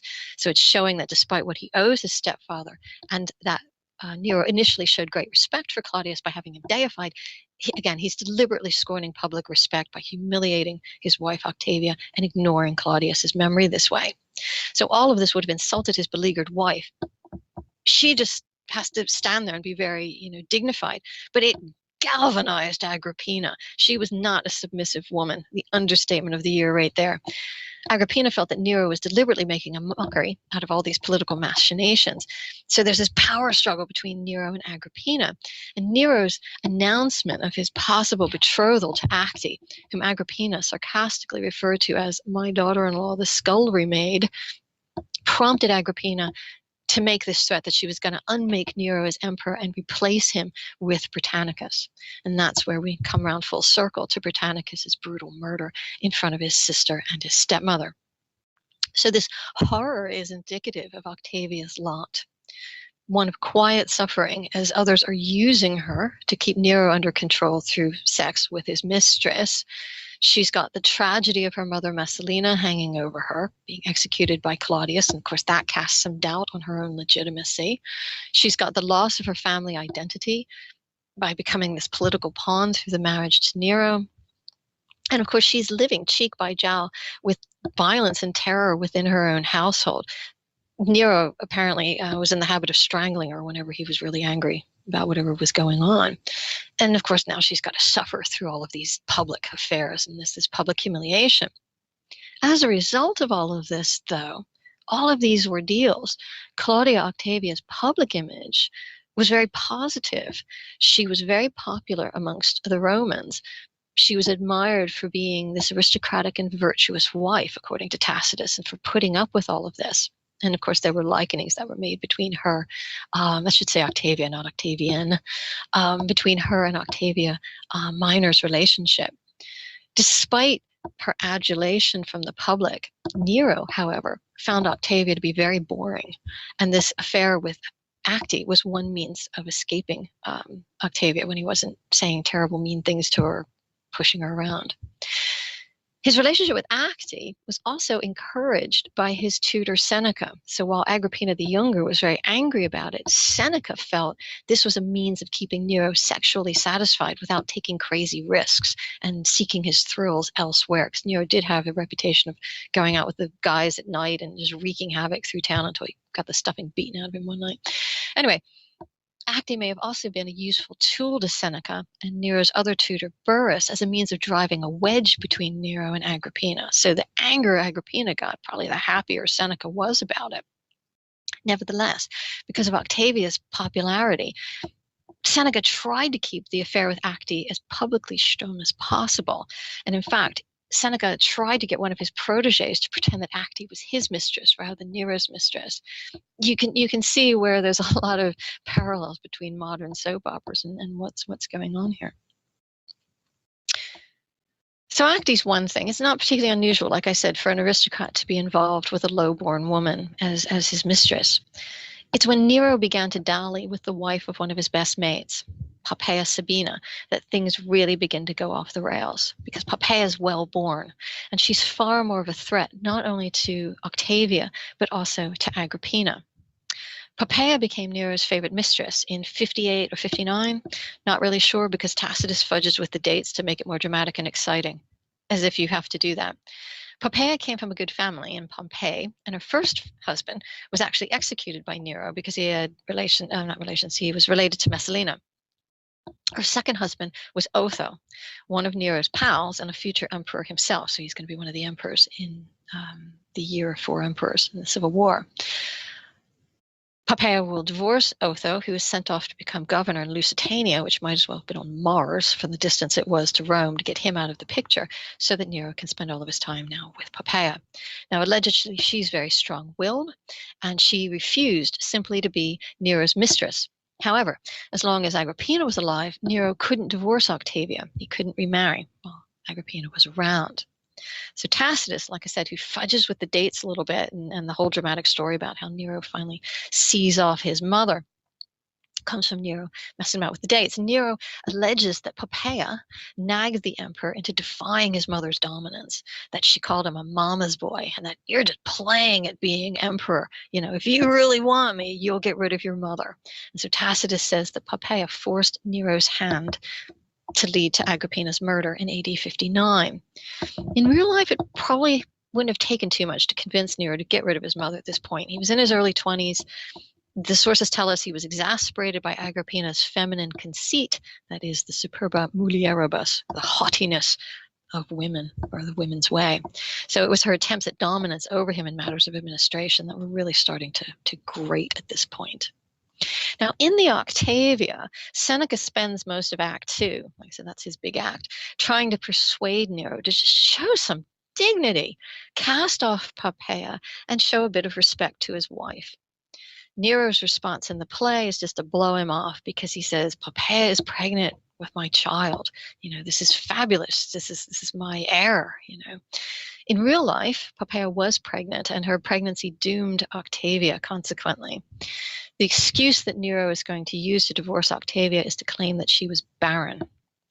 So he divorces Octavia, and he marries Poppaea about 2 weeks later. The Roman mob went nuts, and they protest in the streets. And Nero and Poppaea are so concerned about this, because Octavia is still around in Rome, that the pair of them will have Octavia banished to Pandatoria, which of course has associations with being the island that Julia, Augustus's daughter, is banished to for her adulteries, and the island that Agrippina the Elder is banished to. So he's like trying to cast this bad reputation over Octavia. But so popular was Octavia that everyone who was accused of sleeping with her proclaimed, no, she's innocent. This never happened. She is a virtuous woman. This happened even under torture. So consequently, Nero had to bribe one of his old tutors to pretend that he had raped Octavia, thus ruining her reputation. So wonderful. Nero seems to have thought that he and his new bride would become popular figures, consequently, once Octavia was out of the picture. But again, he underestimated Octavia's popularity and the public sympathy for the terrible treatment that she received at his hands. Again, back in the play, the ghost of Agrippina rants and raves at the public. She has a go at the mob and says, "What is going on here with the court of public opinion? You know, you need to undermine and destroy Nero for his dastardly behavior." She rages at the people because they're protesting, but they're not protesting enough. There were real-life protests in the streets of Rome when Octavia was banished. The sources tell us that her statues were carried through the streets, and it reached a point where Nero was so afraid of civil unrest that he seriously considered divorcing Pompeii, putting her to one side, just keeping her as a mistress, and remarrying Octavia. Now, it's not clear in the sources why he changed his mind and just said, "Forget it, I'm just going to order her execution and be done and dusted with her." So we don't know, but we do know that she was bound up and her veins were cut in a mock suicide ritual in her bath. So she was suffocated by the hot steam. The date of her death is the 9th of June, or around the 9th of June, which coincidentally is her wedding anniversary. Wonderful, isn't it? All hell broke loose on the news of her death. Okay, so back in Rome. Pompeii is accused in the main sources for having a hand in all of this. So Pompeii becomes, this villain of the piece, especially when she's compared with Octavia. Again, this is someone where it's very difficult to know what her actual reputation is because it's obscure. The sources hostile to Nero paint her as this ambitious and demanding and vain woman. Cassius Dio is particularly hostile. It's from Cassius Dio that we get the enduring image of Pompeii's pastime of taking baths in ass's milk, which is not only a slight to her vanity, but associating her with Cleopatra, who did the same thing. Josephus, however, the Jewish historian who was patronized by the Flavian dynasty, actually speaks more highly of her and says she was a deeply religious woman and very devout. He does, however, still paint her as a rather outspoken woman. So we know that she was very forceful, that she would speak up for herself. This may have led to her undoing. Nero had a quick temper, and you probably know the story that he allegedly kicked her to death when she was heavily pregnant. It seems as if she criticized his indulgence for going to the races and coming home late one night, and he just blew up at her. However, as with Agrippina, and also as with Octavia, as we'll see, Nero was greatly affected by Pompeii's death and this woman who was close to him. With Pompeii, he had her publicly mourned. He's going to have a year's worth of Arabian incense burned at her funeral. And he missed her so much that Cassius Dio claims he ordered a freedman who resembled her to be dressed up as Pompeii and to marry him. So there you go. Like Octavia and Agrippina, Pompeii will enjoy an afterlife in popular culture, even though in pop culture she's frequently portrayed as ambitious and jealous and highly sexualized. And Nero, of course, comes across as the badgered, henpecked husband. But she's got portrayals that range from an opera to heavy metal music, and she appears in historical fiction. So Quo Vadis is gonna really kickstart the 19th century, her legacy in pop culture, and then of course the subsequent films in the 20th century. But getting back to Nero and all of these women at the end of the day, let's get a little closer to his reign, and then we'll finish up what happens to Octavia. The last 3 years or so of Nero's reign were very difficult. He was faced with a number of rebellions and plots against his life, most of which boiled down to members of the Senate and soldiers in the army finding his cruelty and his indulgence in the arts and his decadent lifestyle increasingly unbearable. And his reactions to all of this, to freak out and to worry about it, was also undermining any kind of authority he might have had. His relationships with women in the latter part of his reign pale in comparison to his previous affairs. Two that stand out: shortly after Pompeii's death in 66, Nero tried to marry Octavia's older half-sister Claudia Antonia. But when he learned that she apparently replied to this proposal by saying she would rather die than be married to him, he arranged her execution. So he accused her of treason for not wanting to marry him. He then married another one of his mistresses who's portrayed here. This is Statilia Messalina, whose biggest claim to fame is outliving Nero. So she dies sometime after 68. She disappears from the historical record. Nero himself, check out the date, committed suicide on the 9th of June, 68. So it's not a good day for him. Malsanga de Octavia either. At the very end, it was 3 low-born women who took care of Nero's body after his suicide, his 2 nurses and his longtime mistress, the freedwoman Acte, who had remained with him throughout all of this. They were the only ones brave enough to go near his body and to be associated with him after he'd been declared a public outlaw by the Roman Senate. In case you're wondering, Acte herself did very, very well. She went from being a former slave and a lover of the teenage Nero to becoming very wealthy. We know that she owned several estates and accrued quite a bit of wealth during her lifetime. There's a number of inscriptions about her, and she's got a legacy in popular culture as well. She's a major character in Quo Vadis, for example. Just finishing up here with Octavia and what happens with her. She might have had some succor, Octavia, in knowing that she's got the last laugh on Nero, because she becomes this tragic victim in the Octavia. So Nero's horrendous treatment of her and her sufferings become the source of this material in which she is portrayed as a virtuous victim. According to Suetonius, too, Nero had nightmares about Octavia's death for the rest of his life. Apparently, she appeared to him as a ghost as well and would drag him down into the darkness of the underworld, screaming and yelling and dragging his blankets and teddy bear behind him. Now, Octavia's life was short. It was very tragic. It's difficult to know her out of context because she's always associated with the reputation and the character of those who loom very largely over her: Nero, Agrippina, Pompeii. She herself goes from being a living human being to a cipher as this character in a tragedy. And again, it's a tragedy that's written in the era following Nero's reign, probably as a means to strengthen the new Flavian dynasty, to show why they're better than Nero. And it highlights the cruelty and excesses of the later Julio-Claudian period. She's definitely well worth further study. She hasn't got an enormous pop culture resume that Nero and Agrippina and Acte and all of those people have in stories and song and cinema. But she's important because she is this pivotal figure in the climax of an important Roman dynasty of the Julian Claudians. So a reconstruction of her life and experiences, which I'm very keen on doing. She's a minor Julio-Claudian princess, but it is warranted as providing a fresh perspective of a very much studied period and a very much studied emperor. So I'm going to put the brakes on there because I think I'm out of time. But thank you very much. And thank you to everybody who let me do this talk, because I'm not an archaeologist, and very much appreciated. So thank you. Thank you, Kerry. That was wonderful. And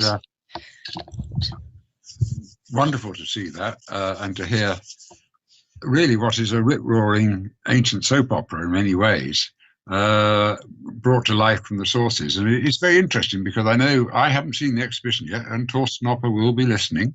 But it'd be very interesting to see how Torsten portrays, especially as you say, the women of this period, who seem to be as fascinating as the men, if not more so. Now, thank you for Ross and Carey. What we'll do now is we go back to our question master, Tim, who I'm sure you've got lots of questions there, Tim. And if you want to fire away. Sam, you just muted yourself as you were talking. Sorry, we will have a quarter of an hour of questions, and then we'll have the final resume from our second president, or should I say co-consul, of the two Roman societies, Tony. So, Tim, all yours. Thank you, Sam. I'll start with a fairly straightforward question to Ross. How were the gems used or consumed? Were they worn or displayed in other ways? Well, it depends on the gems, really. So some of them were worn in rings, some of them were worn as medallions, or possibly even as kind of medals. Where we find them in context, either in a burial, they're often still set in a ring, but where we find them in boxes or in people's collections in Pompeii and Herculaneum, you sometimes have them loose, which suggests they might have swapped them in or out of jewellery. So it's not only gem cutters that had more than one example sometimes on their person. So you have to be a bit cautious about finding groups and assuming that means someone's actively working on them. You often also find relatively modest houses having a number of them amongst the personal possessions. So yes, you could wear them in a number of different ways, depends on the size of the gem.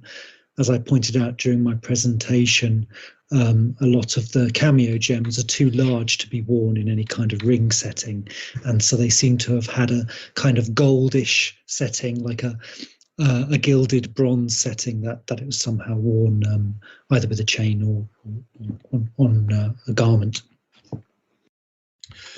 Thank you. And picking up something you briefly mentioned there, how far in the social scale did the wearing of these glass gems go? Could ordinary people afford them? Who's an ordinary person?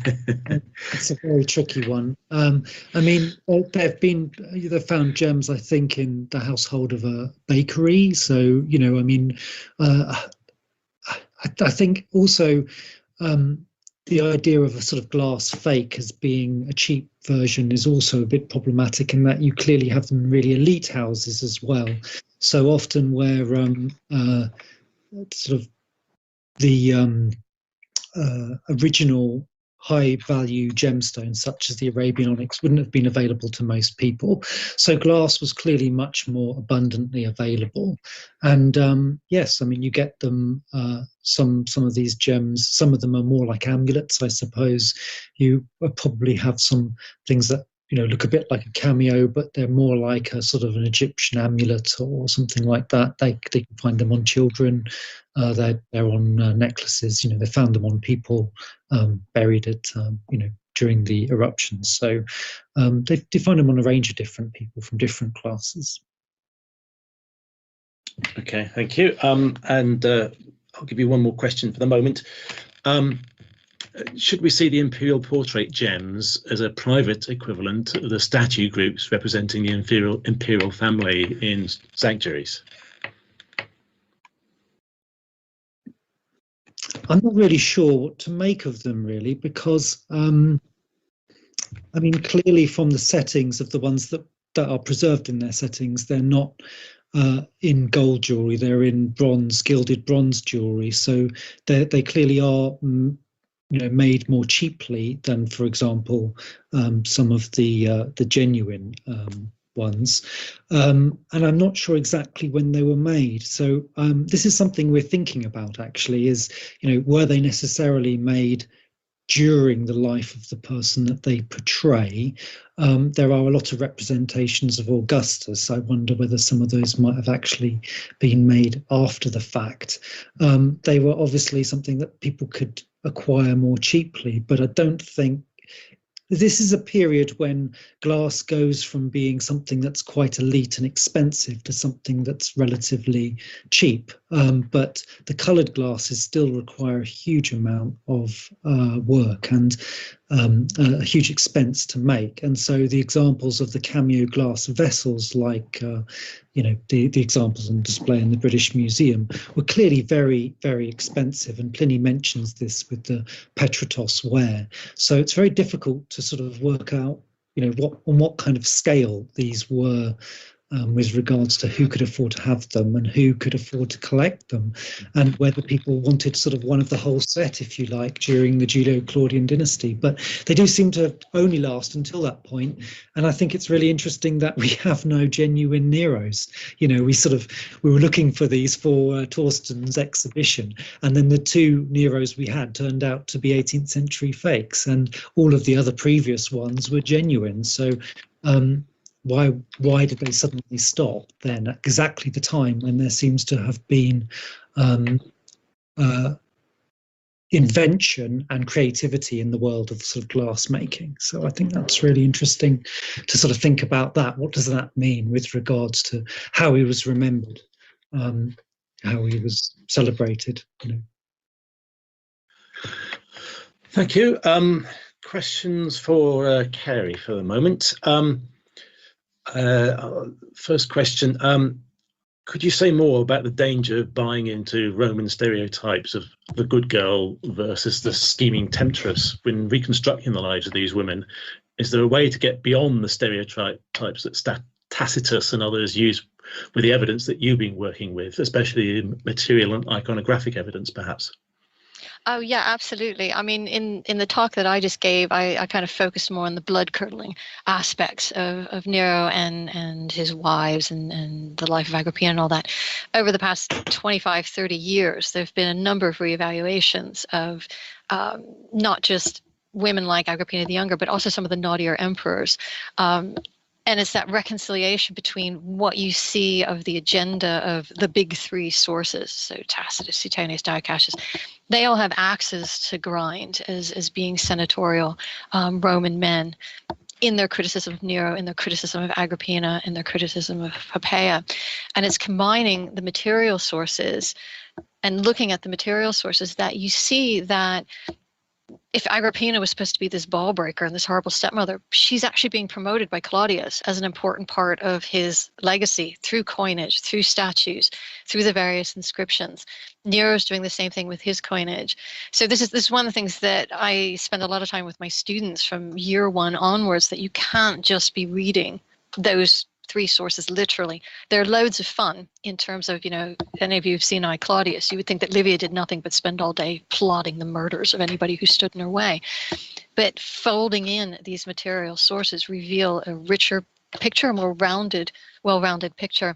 With someone like Agrippina the Younger, for example, if you are interested in pursuing this, Barrett's book from I think 90 or 91 is a really good reevaluation of Agrippina by saying, she's never going to be lovable, but she's a hard woman in a very difficult, dangerous court. So some of the activities that she did, which I've argued in the past would have been admirable in a man, a lot of her characteristics would have been very much admired. But because she's being so assertive, she's going to be condemned again by the literary sources.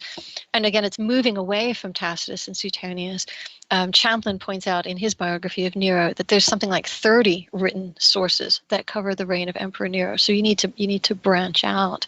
So I like I said, I didn't go into as much of that's out there, but there's such a robust scholarship on studies in gender and what masculine and femininity means and why these can be used as pejoratives for women. There's so many new things out there, well, not actually new, it's a generation now, on images, Suzanne Wood and the image of imperial women, imagery of imperial women, and how different that can make our study of these women, again, by moving past the stereotypes. There's also been analyses, the late Judith Ginsburg, for example, in studying Tacitus and the vocabulary that he uses when he discusses Agrippina the Younger as well. So multidisciplinary approaches have really enlivened and enriched how we can reconstruct, and move past the stereotypes.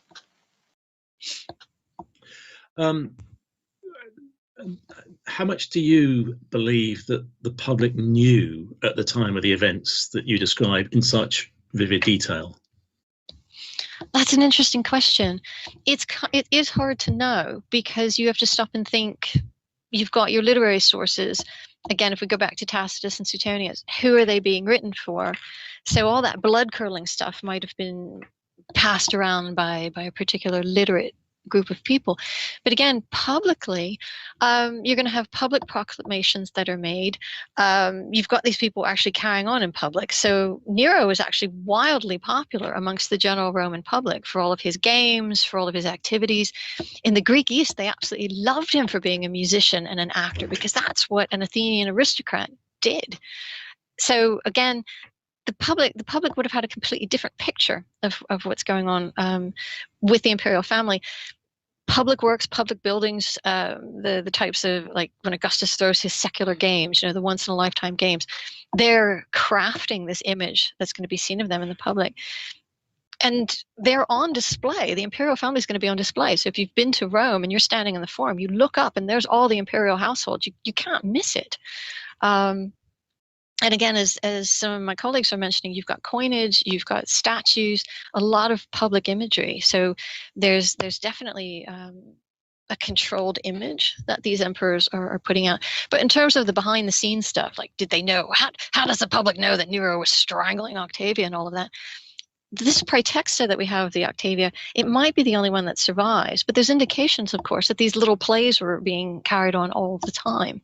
One of the things that I really like about the HBO Rome series is they actually show these little plays being acted out in the streets with people dressed up as Julius Caesar and that. So people knew. I mean, there's going to be word of mouth. There's servants in and out of these palaces, and there's gossip that's going on, and that's inferred in a number of the readings as well.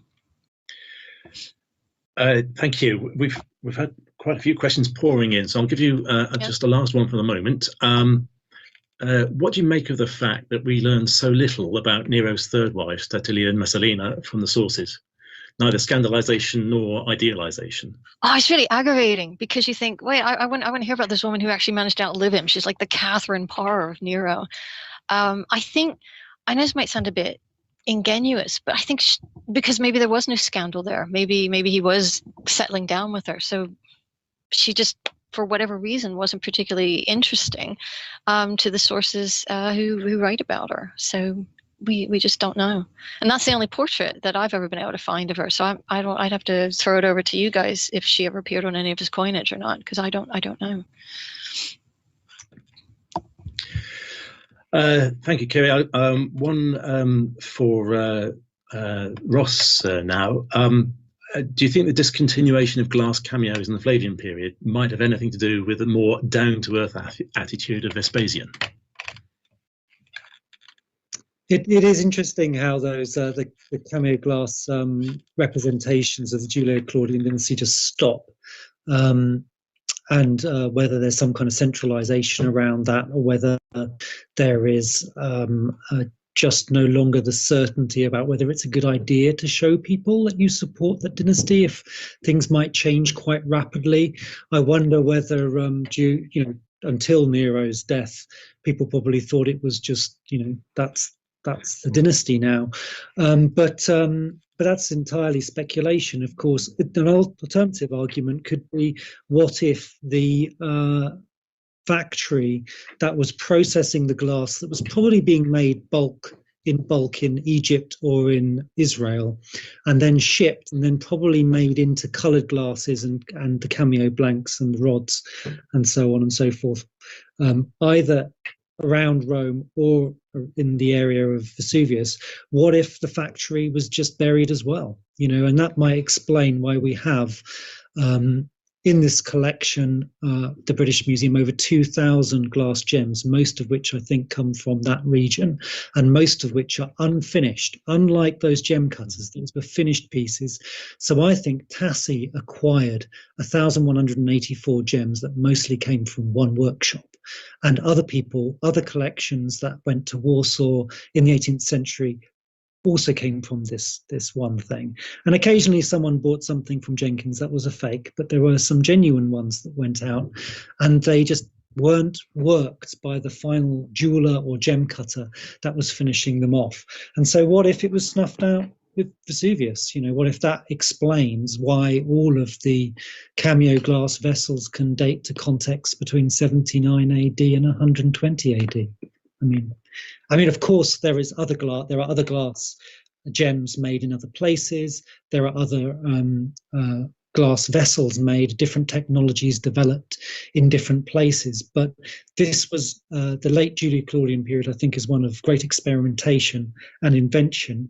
And if there was something that people were keeping secret in that area and it was snuffed out, it might have taken a while before people worked it out again. And of course, cameo glass does reappear in a later period, but in a slightly different form. Thank you, Ross. I think we still have Andrew with us, so I shall put one question to him that I missed the first time round after he spoke. Is there any evidence of coin clipping in the Roman Empire? And were the users of the coins aware that at different times the amount of valuable silver or gold varied? And did they consider the emperor was cheating them? Yes. I mean, there are examples of clipping silver coins. They're mostly from a much later period, the fourth 4th century AD. But there probably were instances earlier as well. It's much easier to do at the late empire because the coins are much thinner, so you could clip them easily, whereas earlier period they are much thicker, so it wasn't so easy. In question of were people aware of the different amounts, yes, I think they were. For example, there's one hoard from Snettisham in Norfolk, which was clearly a jeweller's hoard because it's full of uncut gems and things like that, which has a number of coins in it which have clearly been selected because they were much finer silver, those coins of Domitian, than any of his immediate predecessors or successors. And indeed, the touchstone was quite well known in the ancient world, and modern sort of experiments with it have shown that it's really quite sensitive. So yes, I think we can be sure that people had a fairly good idea of what was going on. In terms of did they think they were being tricked? Well, there is one reference much later to the 3rd century to Caracalla apparently being doing trickery, but of course, you know, as with Nero, most sources were pretty hostile to Caracalla, so it's hard to take that at face value. Thank you, Andrew. Sam, if I may, I'm going to put one final and very short question to Carey. What is the source for Nero being declared an outlaw by the Senate? Oh, crikey. I have to admit, I was looking for my cheat sheet because I can see the questions and answers. I cannot remember if it's in Tacitus's histories or not. So I apologize. I can't put my hands on it immediately, but if that person really wants me to look it up, I can chase it up. I can chase it up for them. So you can either contact me through Twitter or not. So I apologize. I don't have it immediately to hand. I cannot remember. So okay, thank you very much, Sam. Over to you. Well, thank you very much, Tim, for fielding all the questions on both sessions, and thank you again to Carey and Ross for your excellent papers. And I'm going to hand over to the president of the Association of Roman Archaeology, Tony King, who has actually an academic link to Carey, similar in same institution, University of Winchester. And Tony is going to give us a summary of the day and closing remarks. Thank you, Tony.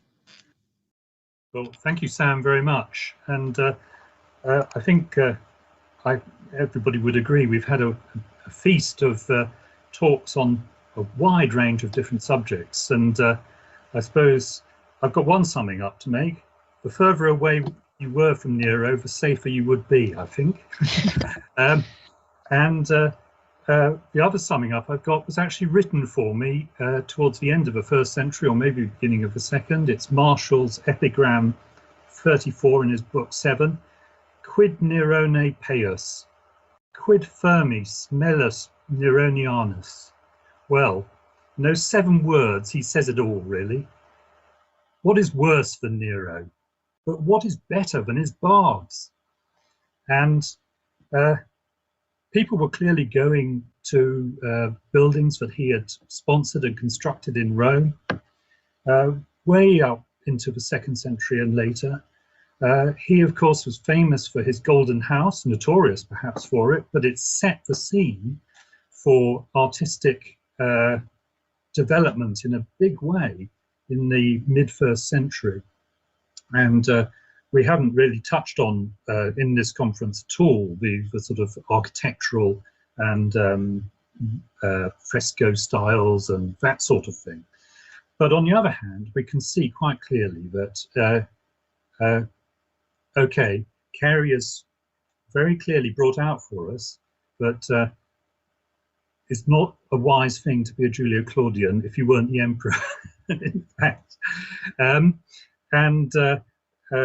It was a manipulative and awful environment. I mean, you can think of modern dictators who would easily be fulfilling the same sort of role. But in popular culture, there's a really interesting thing that's going on. After Nero died, there were people who were claiming to be him, still alive, years after his death, often in the provinces. So again, further away you were from Rome, possibly the better things were. And we've seen how the coinage was reformed, and it's fantastic coinage in the reign of Nero.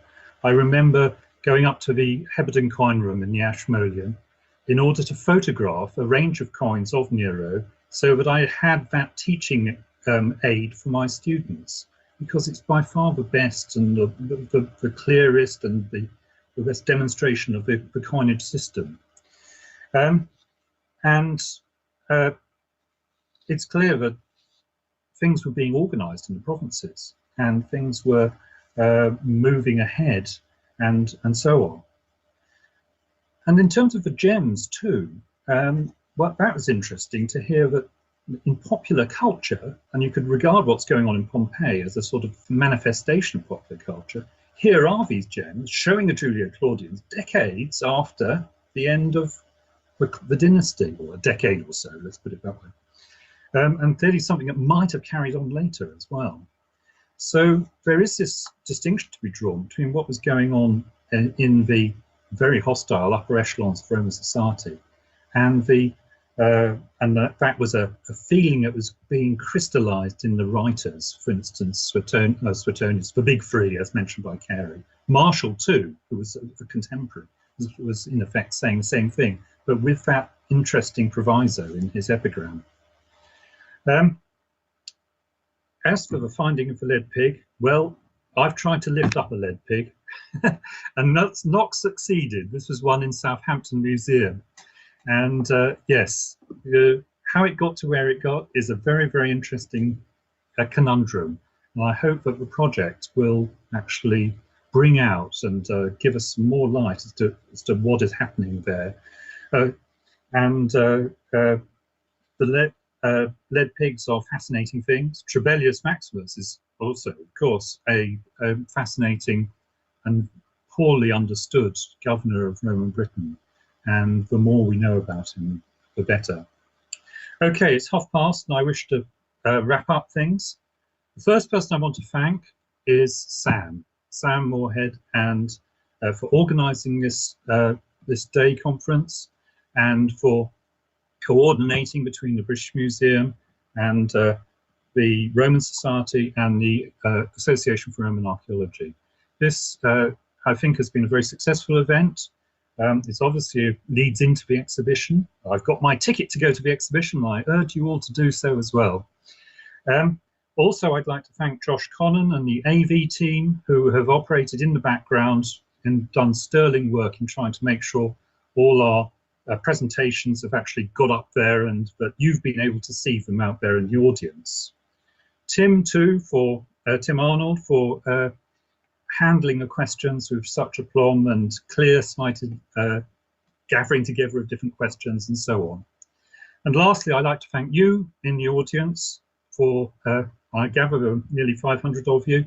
So thank you very much. This is an event which is, well, it's a hackneyed phrase now, like no other. It's what I can say. Because if it was in a room in the British Museum, we would only hold about 150 people maximum. So we're getting big audiences for this type of event, and long may it continue. Well, thank you very much, everybody, and have a very good evening.